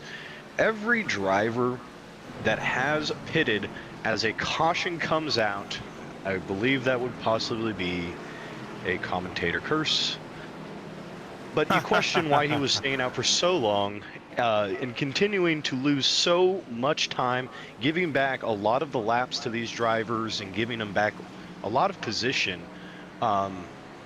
Do you feel like that's still going to pan out for him now that this caution has come out? Maybe he's able to still stay in the front and fight everyone off till the end. I truthfully do feel like this is going to pan out for him. It's lap 226 out of 250. At this point in time, depending on how many sets of tires the other drivers have, either he's about to be one of the only ones that goes down in pits, one of the few ones that goes down in pits and gets a fresh set of tires on, and he is going to, at that point, put himself almost 22 laps on fresher tires than the other drivers that have pitted. It's about the top 5 right now. JJ Moore pitted at lap 203. Davis at 204, with Bennett at 204, and Pena at 205. As you're seeing Lax go in now, Moore going in, Davis going in. So the driver is kind of keen to that situational awareness. It's kind of the other half of what I was going to say. If Lax goes in by himself, he's going to be on the freshest tires. They would kind of be a fool not to go in with him. So now that they're going in, they'll all be kind of on the same strategy run. Lax could have an advantage, though, compared to where his pit box is and how long it's going to take him to get out compared to the other drivers on track. I mean, Lax still in his pit box. The top 5 not. JJ Moore just touching his pits. Davis just touching his pits. So there's going to be a good amount of time for him to be able to come out. He's the only one out now. Of course, Davis and Moore first and second. So if they come out, it wouldn't be that far. They're not too far out behind Lax. But it goes to show it actually paid off there, because Lax was able to take the position of first back even after the caution.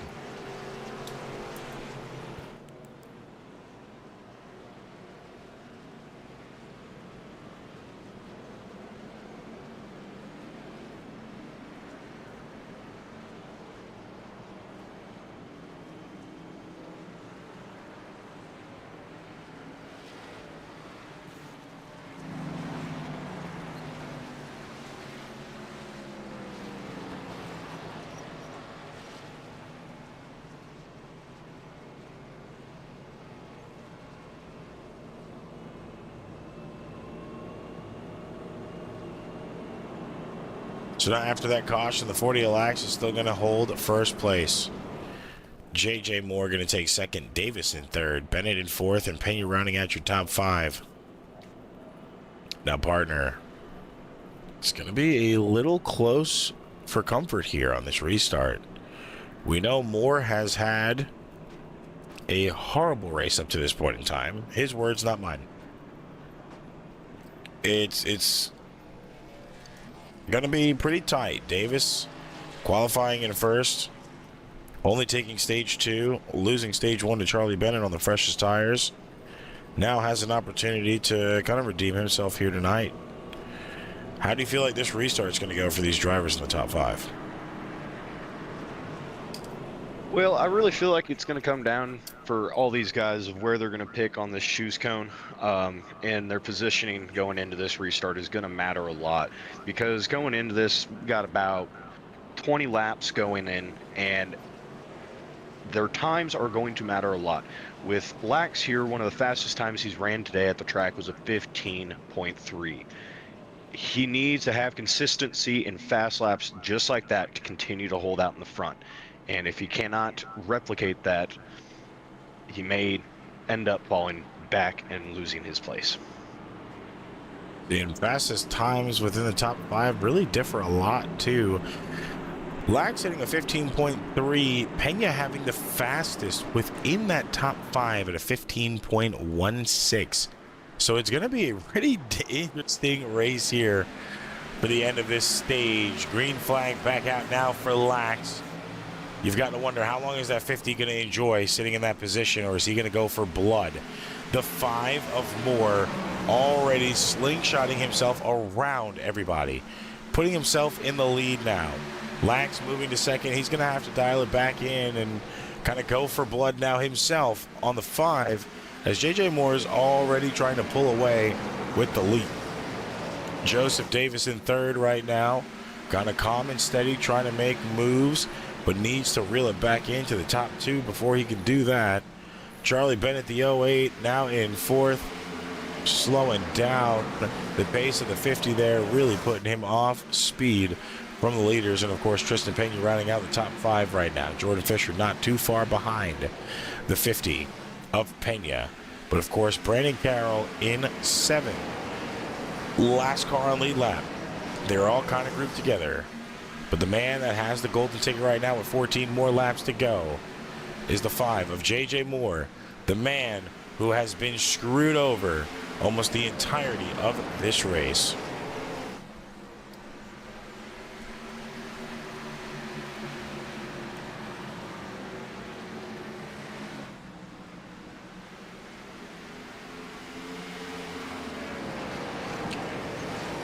Not only is this a very pivotal point for J.J. Moore, this is a pivotal point for Parker Motorsports if J.J. can collect this win.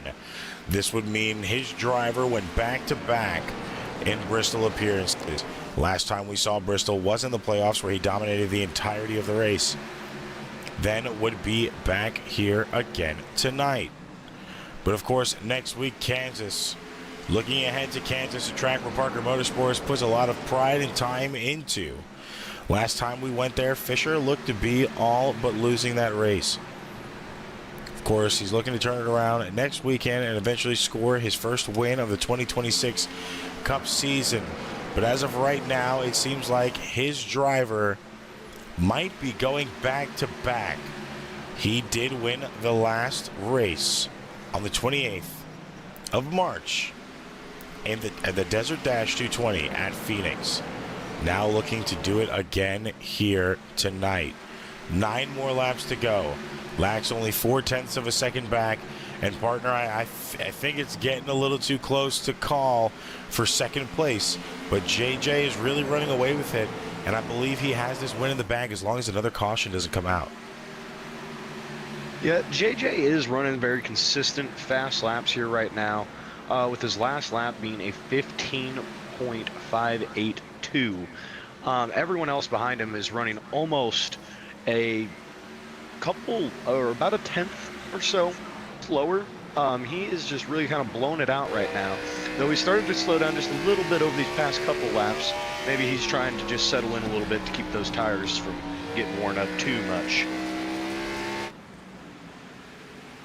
That last lap was about a 15.6 as well, 6.52. Lax being at a 6.78. So he is the fastest right now out of that top 5, as there's a 0.3 gap between Lax and Davis in third.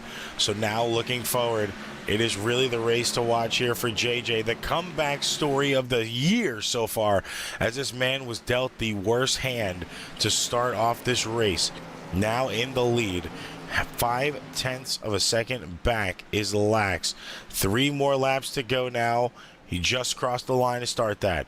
Watching the fight behind Lax. And the last thing he wanted to happen. John Road Truck with a spin. And the caution out.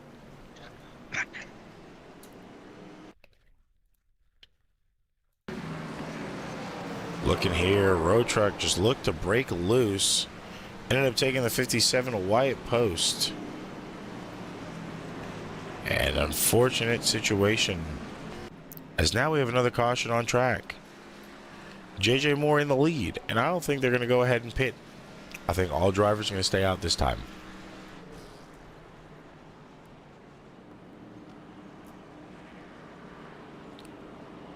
Lucas Lewis will be getting his lap back in 8th. Corey Rainey in 9th, still a lap down.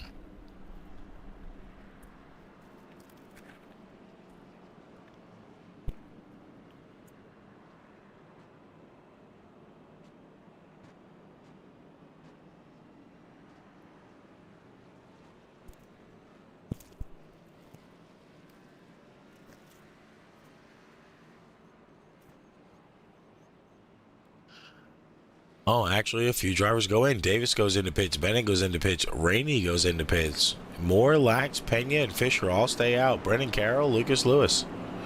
Of course, Lucas the lucky dog, so he's getting his lap back right now. He still has an opportunity to go into pits when he comes around next time.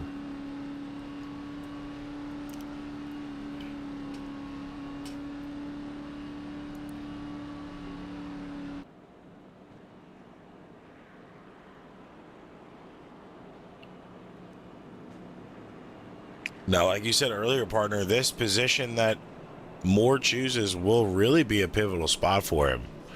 We have seen Lax dominate on that high side when he needs to, dominate on the low side for passes. So, I mean, you can't really count Owen Lax out in any category here tonight.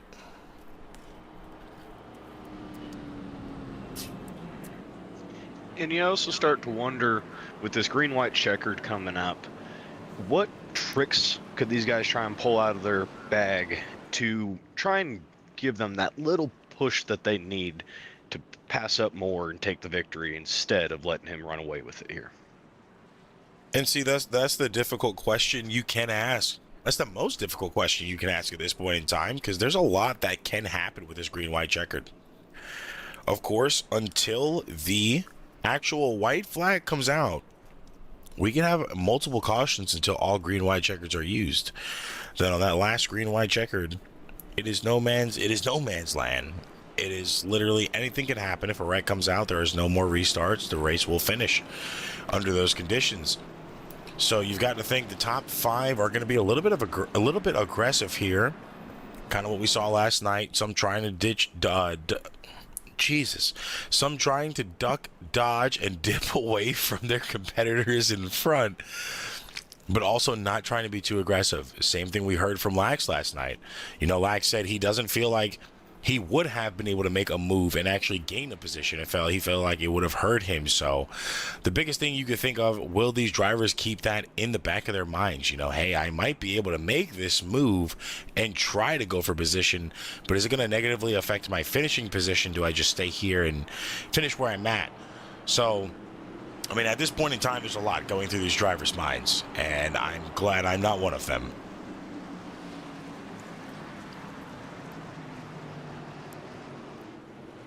Page car off. Green, white, check it out now. Lax with a bad restart. He was in the wall, just fell back about 4 positions. He might be patiently waiting for another wreck to happen, trying to keep himself out of the wheelhouse, unless he just restarted in the wrong gear. If that's the case, that's a bad situation. JJ Moore in the lead. Tristan Pena in second. 2 rookies about to fight for a win here. But unfortunately, the 5th caution out. Well, the 5th caution since our restart on the overlays are out. So they didn't even have an opportunity.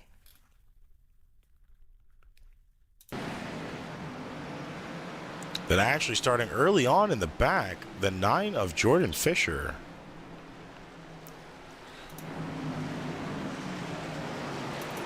Let's go ahead and watch the restart from the 9's perspective, because it looks like it might have been the 08 of Bennett.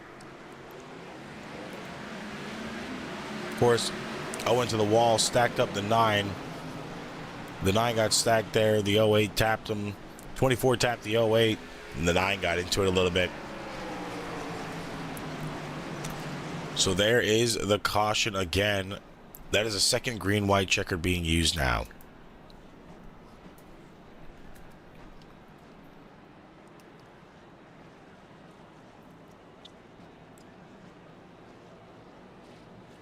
Now is where it gets tricky. Lax going to go into pits this time by. He's really going to put himself down now. Moore and Pena are going to be fighting side by side on this restart.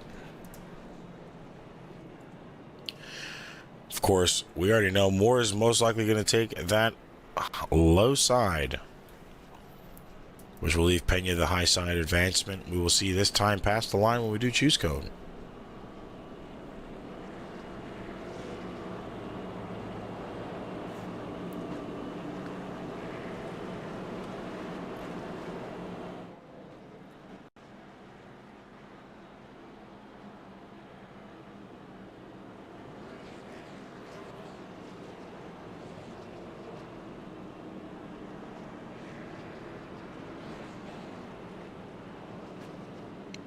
As predicted, Moore on the bottom.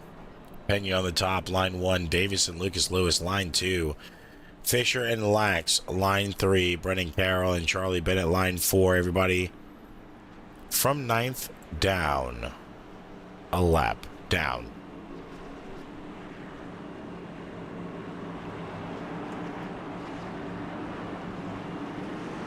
Rory Rainey seems to be having difficulties. Pace car off, hopefully for the final restart this time. Green flag back out on the 5. 50 had a really good time start there. The 2 cars to watch, 2 in the rookie class of 2026. Battling it out for a win, 2 laps to go as long as they pass the line for the white flag. Nothing else can happen. White flag out now. No more cautions. The 50 to the back bumper of the 5. Will he try to bump him out of the way? He lost time there. Joseph Davis moving into second. Breaks real quick. Gets to the inside of the 5. Moves him out of the way. It is a close finish to the line. And the 22 of Joseph Davis just took the win at the last possible second. I believe he just beat him by not even 2 thousandths of a second. Yeah, partner, and Joseph Davis just came flying up there like an absolute missile. And you saw Moore trying to block left, right, and Davis just went any and every direction to get around him there. That was a lot of fight and grit out of Joseph. What an insane finish. We now officially have 5 different winners on this season, as the 22 of Joseph Moore has just put the mellow yellow Ford in victory lane.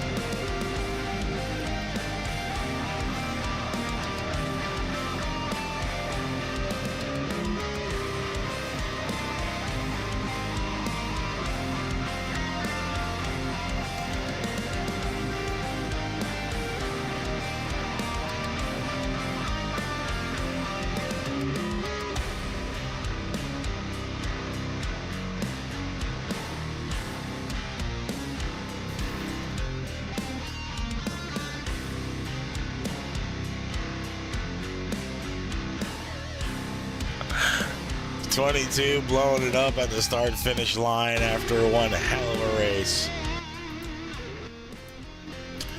I'd like to go back to that white flag lap and watch it one more time.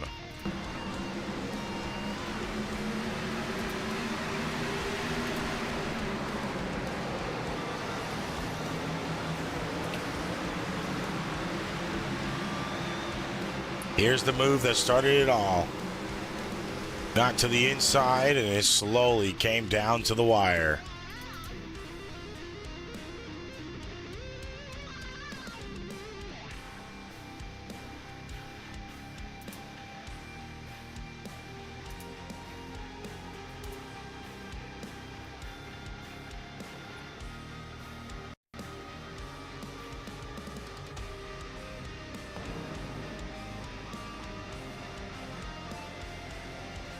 Joseph Davis takes his first win of the season here tonight.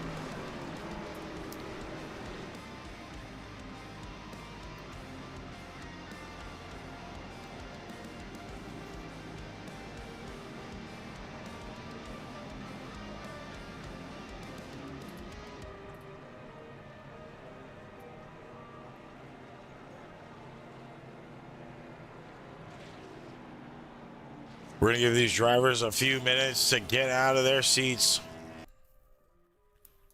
for all who want an interview. So hang tight and we will be ready for some post-race interviews from your top 3 drivers. If they are taking one, that would be Joseph Davis, JJ Moore, and Owen Lax.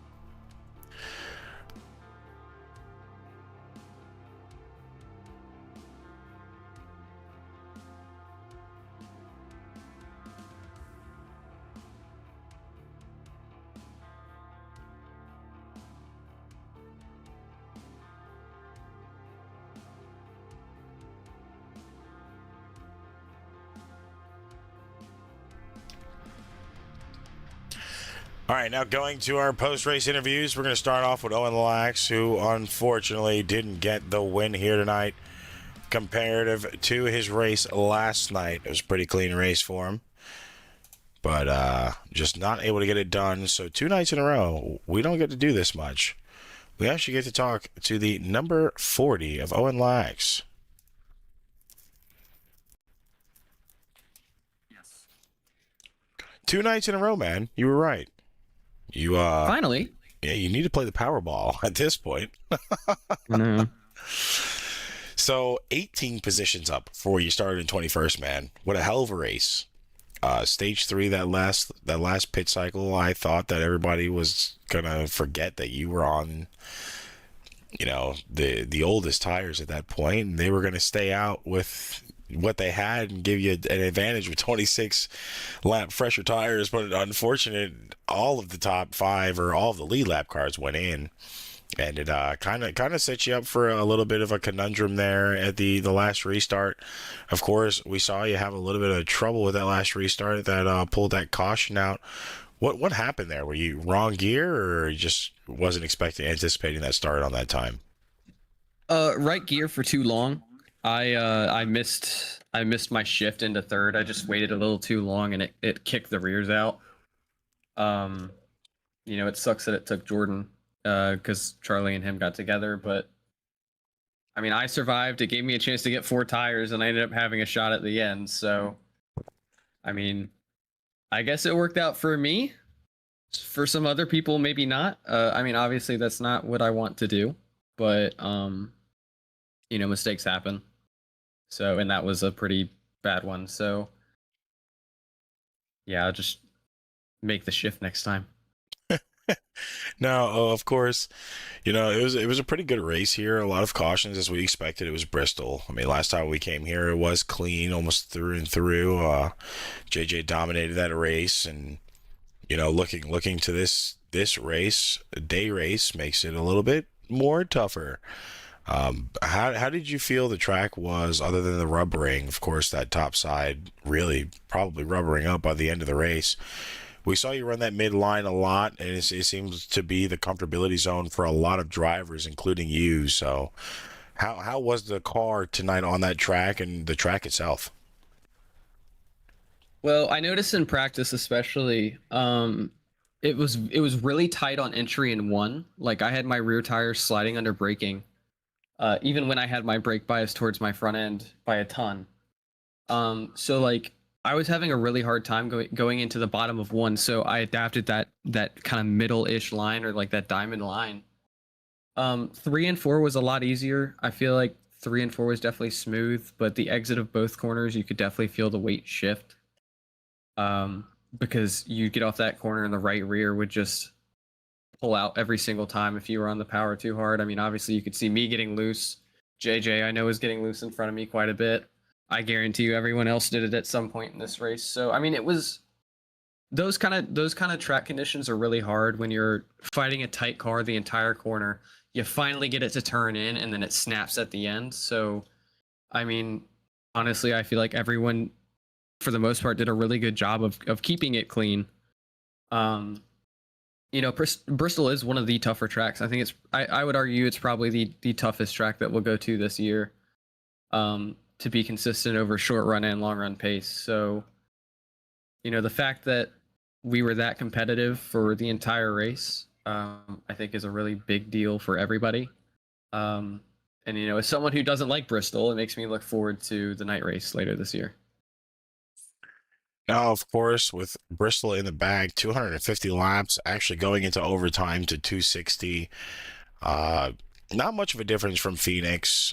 On stage 1 and 2, just only an extra 5 laps. Of course, a shorter track though, and then an extra 30 laps, or extra 20 laps on stage 3 compared to Phoenix. But like I said, a shorter track here.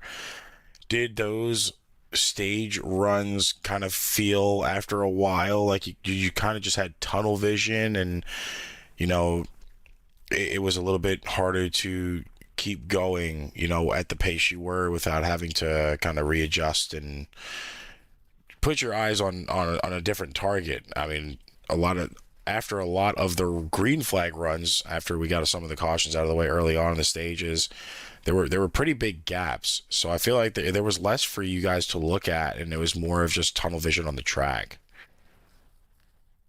Yeah, I mean, especially once my teammate left, because he had damage. Like, I do best when I'm able to talk and relay information, even if other people don't need it, just to like get it off my chest. So, especially being in my own kind of group where it's just me, I do get tunnel vision pretty bad. And I think the bad thing about that is you get a tunnel vision of seeing nobody in front of you for a long time, and suddenly you start catching this guy that burned his tires up, and you start burning just a little bit more to get to him quicker. And I did that with Charlie Bennett. I got stuck on his inside forever, burnt my tires up. I think that was stage 1 or 2, and it hurt me really bad. JJ, I tried to go through with JJ, and he let JJ through and then battled me. So I was a little confused because I was catching the two of them. But like, you just have to kind of pick and choose when to make the move, and where to make the move. Top line or bottom line. You also have to see where they're going in front of you and know where they're going to run. So you learn that after running with people a long time. Obviously, I haven't run with Charlie a bunch. A few starts last year, and then the starts I've had this year. I'm learning. To drive around certain people. Obviously, Tristan's not somebody I've driven around a lot. So, I mean, the tire wear was definitely a factor within, like, saving your tires was the biggest priority. And that's what caused the biggest tunnel vision for me, was just trying to stay at about like within a tenth or so of the leader, just to save a little bit of tire. And you'd start catching up, and then you catch lap traffic. And it was kind of an accordion after that. I think if there wasn't any lap traffic, and we went green and nobody pit, I probably would have had the best tires. I felt really good on the long run, but the tunnel vision was a real thing. It was causing me to not save at times. Just trying to catch that car ahead of me. Now, of course, looking forward to Kansas next week. You have pretty good history at the Fisher Studios 300 race at Kansas. 60, 60, and 80 for stages, 200 laps, again with 9 sets of tires. How are you feeling about your odds of putting yourself in victory lane on an actual points race? We've seen you claim dual 1 to put yourself in a really good position at the 500, but we haven't seen you back in victory lane yet since then. And I mean, some of that is, the people I'm racing with. Hollingsworth is really fast. Moore is always consistently fast. Pena is usually up there. Joseph Davis, when he's in the car, he's run good. So it's a lot of competition. I mean, obviously we had probably double the cars we had in the fall race. So it's more competition. You're more likely to find people that are going to be harder to beat. And I think that's a good thing to have. So while I don't like not winning, having to actually fight to win is a nice thing to have. Now, of course, man, before we let you enjoy the rest of your Saturday, as always, we know you probably got friends and family watching. You have any shout out you'd like to give to anybody? All right. I did get some feedback from yesterday that I didn't mention specific names.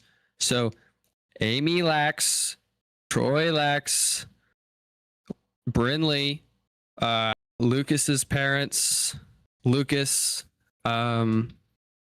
my grandfathers, they all choose to watch. They don't have to. They choose to watch me on Fridays and Saturdays. So I know obviously that's a lot of time out of their day. So glad they support me and they don't hate me for doing it. But yeah.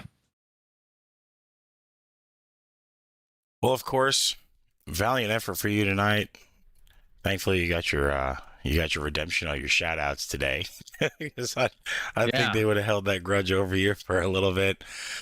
Of course, good racing from not only you tonight, but a lot of the guys that finished in that top 5. Hopefully we'll be talking to you again at Kansas, and we won't have to wait so many weeks to actually be able to talk to you as a winner. Yeah, I mean, I'll try, but I'm not promising you anything. Hey, that's all that matters. You try your hardest. Well, hopefully we are talking to you again up here next week. But until then, man, we hope you have a good one. Yep, you as well. Now, of course, that being your third place finisher of Owen Lax. Moving on to someone that was a pretty tough fight. Tough fought night for him here tonight. Didn't go his way compared to the last race. One of the drivers in a stacked 2026 rookie class. That being the number 5 of JJ Moore. You got a copy, boss? Yes, sir. So it was pretty tough out there to have to sit back and watch. You know, you just kind of be in the wrong place at the wrong time multiple times. Last time we came here in the fall race, you dominated the entire race. Got the pole, was awarded that your first pole, I believe it was, of your career here.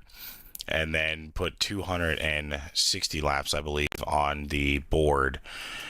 It was, came back here today. You claimed second place on your pole, on your qualifying position, and just seemed to be, like I said, wrong place, wrong time for a lot of the drivers. I knew I popped into your guys' radios at one point in time, and you know, you weren't happy, the team wasn't happy, the owner wasn't happy of, you know, where most of the drivers were sitting at that point in time. After that, you know, that stage 1 finish and some of your incidents in stage 2, did you feel like you needed to do, you know, a little bit more to put your name back up on that top 3 list? Not necessarily. I'm saying, like you said, it was wrong place, wrong time. I got involved. I got the EOL to start the race, and then we had the we got involved in that wreck with the 3, if I'm not mistaken, and that gave me some damage. And we started fixing it, and we were making up some ground, and then we got involved in another wreck with more damage, and then we finally made it back, minimal damage, made it up to the front, and then got wrecked trying to get around a lap car battling for the lead, and got more damage and went back to the back. And it was really just one of those days that, you know, we just had to make the best of what we could. I definitely didn't feel like I had race winning pace at any point in the race, damage or not, but obviously I put myself in that situation there late. The caution came out and wound up finishing second, but I'm still happy with the day. I'm saying I would have loved to have won, but I'm saying, after, if you would have asked me on lap 50, would I have been in chance and had a shot at the win with 10 to go, leading laps and driving away from second while they battled, I would have told you you're crazy, because my brain was already just trying to think about recovering. But I wish I had more, but only so much I can do. I'm still happy with the finish. Now, of course, you know, a lot of cautions early on, and you know, single file restarts did kind of affect some of those some of the pacing there for a bit, and drivers having to figure out, you know, what position, what line worked the best. Did you kind of find your groove early on in stage 1, or did you have to adjust to the track over time for stage 1 and 2? I think the track definitely evolved a little bit. So when the race started, we were very rubbered up on the bottom, and I kind of was trying to stick to the top, like a lot of other people were. And the top became really dominant. You can just roll the corner so well and get exit speed. And I'd say probably towards like midway through stage 2 to late stage 2, the bottom started coming back in, because everyone was just running the top all the way around, and the bottom just started losing its rubber again. And it kind of evened out there at the end. I couldn't really get comfortable anywhere, because I was constantly trying to pass people, and I was constantly trying to get around lap cars and trying to let fresher tires by or get by on fresher tires. So I never really got comfortable anywhere. But the track definitely progressed through the day a lot more than I thought it would when I first started. No, I mean, we still have a lot left to go within the season. And as we already know, you're really not that stats type of guy. You're more of, getting your consistent finishes and getting your points as much as possible and kind of just doing your due diligence within the season to put yourself in a position for playoffs. But do you feel like there's any specific goals at this point in time you have to meet for yourself to be comfortable on, you know, keeping yourself climbing on that points list to really lock in your spot? Of course, already locked into the playoffs twice now after back-to-back wins. So you don't really have to worry about that. But of course, your stage points and your playoff points do matter, and they will push you. So is there anything you feel like, on a playoff point standing that you really have to kind of dial in a little bit more to kind of help you out with? Um, Not really. Kind of like you mentioned, I'm already locked into the playoffs. I'm not really worried about making it to the playoffs, but I'm saying we got a long regular season ahead. I'm pretty sure we have 20 plus races left. I'm not sure the exact number, but obviously a really long race or really long time to the end of the season.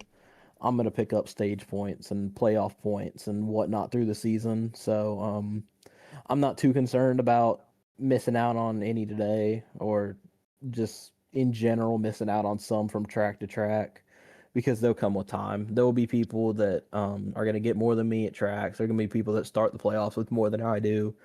Um, and it's just, we'll have to adapt to that. I feel like I have enough pace consistently at every track where no matter what kind of deficit I get put into point wise, I can make it up in a race or two. And well, we'll just have to see. But like I said, a long regular season ahead. We'll make the points back up eventually. And we'll just have to play it by ear, I guess. Now, of course, second to last question before we let you go on the night.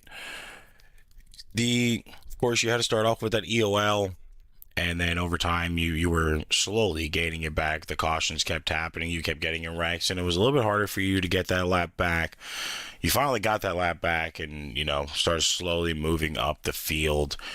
Do you feel like a mix of the back of the track plus lap down cars and then having to fight lap down cars kind of held you back and probably put you in some of those situations where it was wrong place, wrong time for you? Or do you feel like some of that was just really unavoidable? Um, it's kind of just hit or miss. I think all the wrecks I got in with were just like battling with cars on my lap. And obviously I understand it happens. I think it's just super unlucky that I got taken out in three of them. But it happens. I feel like there were some points where I was about to get in a wreck or a wreck happened near me with lap cars. Um, but I don't really think any of the cautions or any of the wrecks I was involved in had to do with lap cars or having just being at the back. It was kind of just more like a wrong place, wrong time, and just like simple mistakes that just kind of keep happening conveniently right where I was at. Um, but yeah, I don't really think it was avoidable on my part. It just kind of happens. And of course, before we let you go and enjoy the rest of your Saturday, you have any shout outs or any sponsors you'd like to shout out before we let you go? Well, as always, like to shout out Jordan Fisher, and the rest of the team at Parker Motorsports. We kind of represented tonight. It was a little rough on everyone's end, but we got three cars in the top 10. Yeah, three cars in the top 10. So still a pretty good race for us overall. Um, I'd like to thank you guys for broadcasting. It's great to have our faces out there.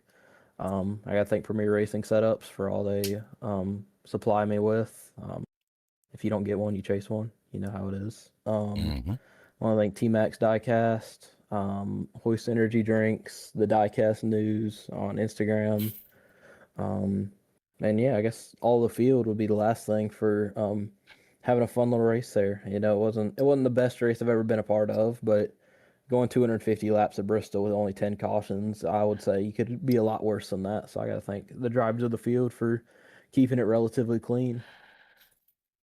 Well, of course, congratulations to you for getting the second place finish. Not probably where you wanted to be at the end, but I mean, comparative to where you were for throughout the majority of the race, I would say job well done to you after, trial and mishap over and over. So congratulations to you on that second place, and definitely look forward to seeing you hopefully make a resurgence and putting yourself back in victory lane at Kansas.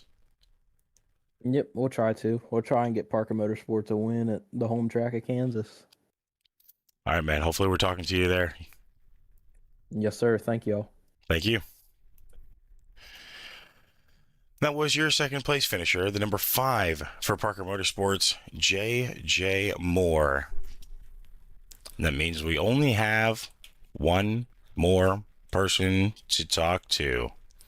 That being the 22 of Joseph Davis, the man who finally put himself in a victory lane situation after a crazy night.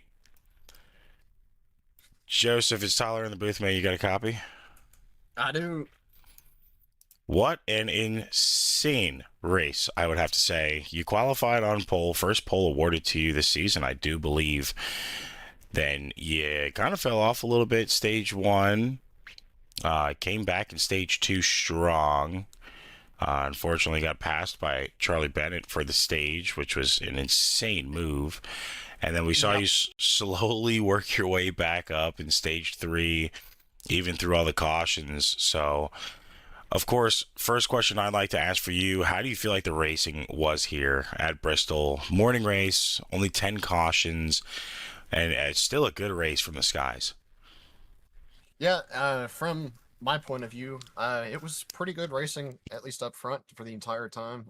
Some really good, clean battles going on for the lead and for the top 5 as a whole. There were some incidents about halfway through with some of the lead, especially trying to get around the 50 there halfway through the race. But for the most part, everything was pretty cut and dry, and it's just a good, clean racing up at the front. Now, of course, Fords really outnumbered that were on lead lap. You were about the only Ford, I believe, to finish on lead lap in a sea of Chevys up front. Now, going into the race with these guys on track with a lot of skill around you tonight, what was really your strategy from the start of this race? The main strategy was kind of just a tire save immediately from the beginning, and realized about 10 laps in that I was going to be able to tire save faster than what the 24 was doing in front of me. And so ended up past him, and then from that point on, it's kind of just a runaway mode, but save as much as you can while doing it.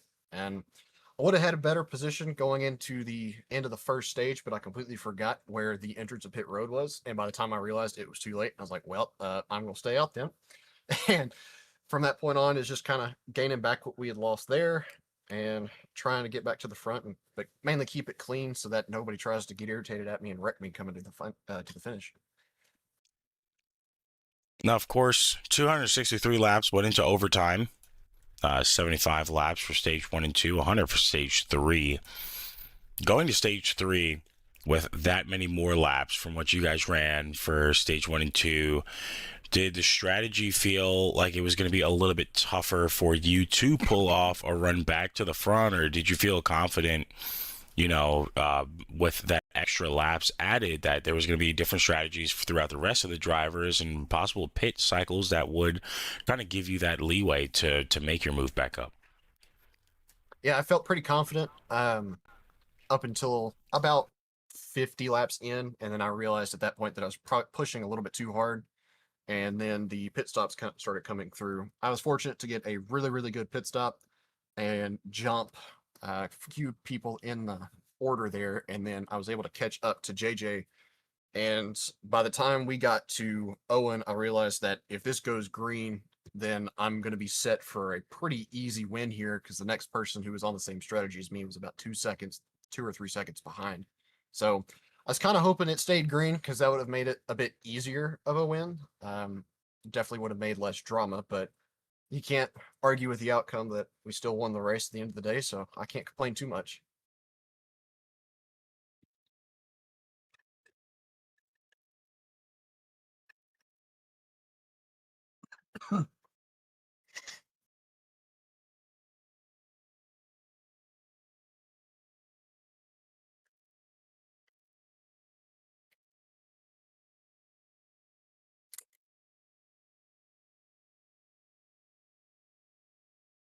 The biggest thing was kind of on the entering three, just based off of the speed that I was able to carry around.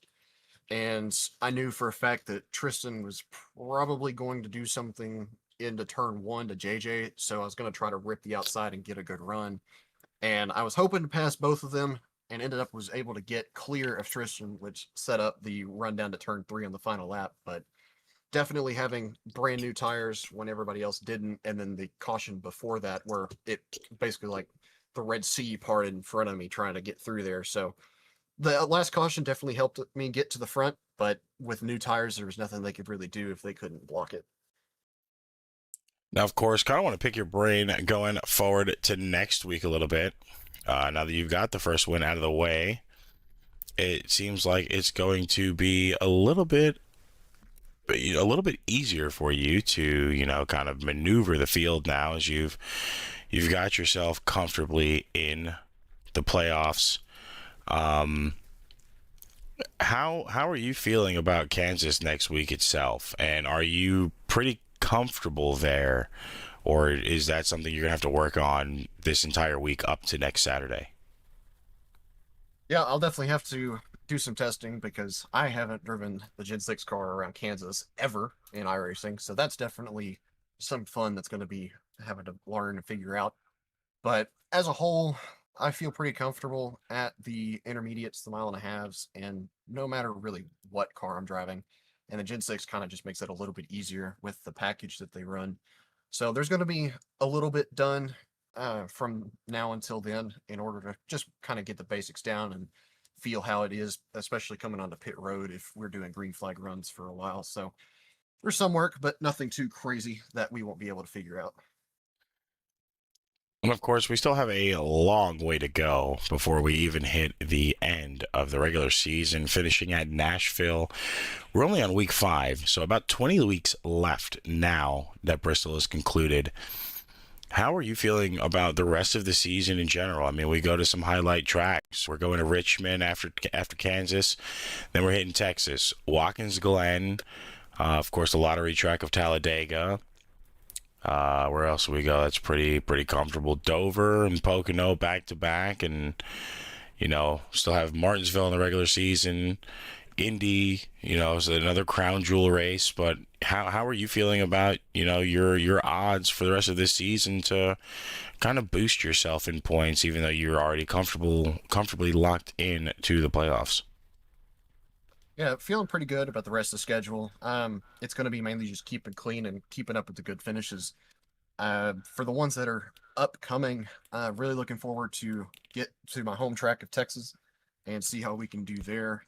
Last time I was in a Gen 6 car there, I won, so we're looking to repeat that success. And then Watkins Glen's kind of the biggest wild card for me because I do know some of the people who run it here, and I know their ability on road courses. But then there's other people that are in the series as well that I have no idea how fast or how slow they will be at a road course. So it's going to be interesting to see by the time practice comes around to see what kind of times we're setting and see where we compete. And it's going to be kind of that same thing for the rest of the season. It's just seeing where we stack up and kind of hit the tracks that I'm good at hard and just make sure we keep consistent finishes up on the ones that I'm not too great at. But it's all going to come to a head at the end of the season. And of course, man, before we let you go, enjoy your win and the rest of your Saturday. We always love to ask, especially with you now finally getting that post-race interview in victory lane. Do you have any shout-outs you'd like to give to anybody? Yeah, I want to give a shout out to Lucas Lewis, first of all. He's my teammate in another series, and being able to run with him for a little bit at the front was really nice and kind of a blast. And then other than that, the sponsors that I have they're pretty helpful in making sure that I'm keeping track of what I need to do and keeping me going in terms of the monetary side. So between all of them, it's just nice to have a good day to race here in NARAS. Well, of course, congratulations on the pole and the victory. You pulled the rabbit out of the hat where it mattered the most and got the job done for a burnout in that mellow yellow number 22. So kudos to you, man, for not giving up when it got tough out there. And of course, congratulations on your win. Definitely look forward to seeing what you're going to do with the rest of your season. And hopefully we are talking to you in the booth again as a winner. I greatly appreciate it, and I hope to be here sometime soon. It might be sooner than we're all expecting, that's for sure.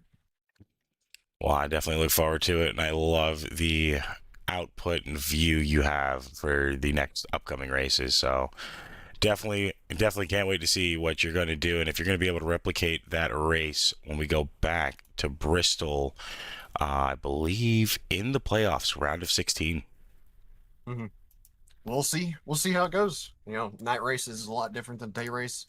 People are going to have more grip, but we'll see if anybody can use it. And everybody's going to be chasing me this time, so it's going to be interesting to see.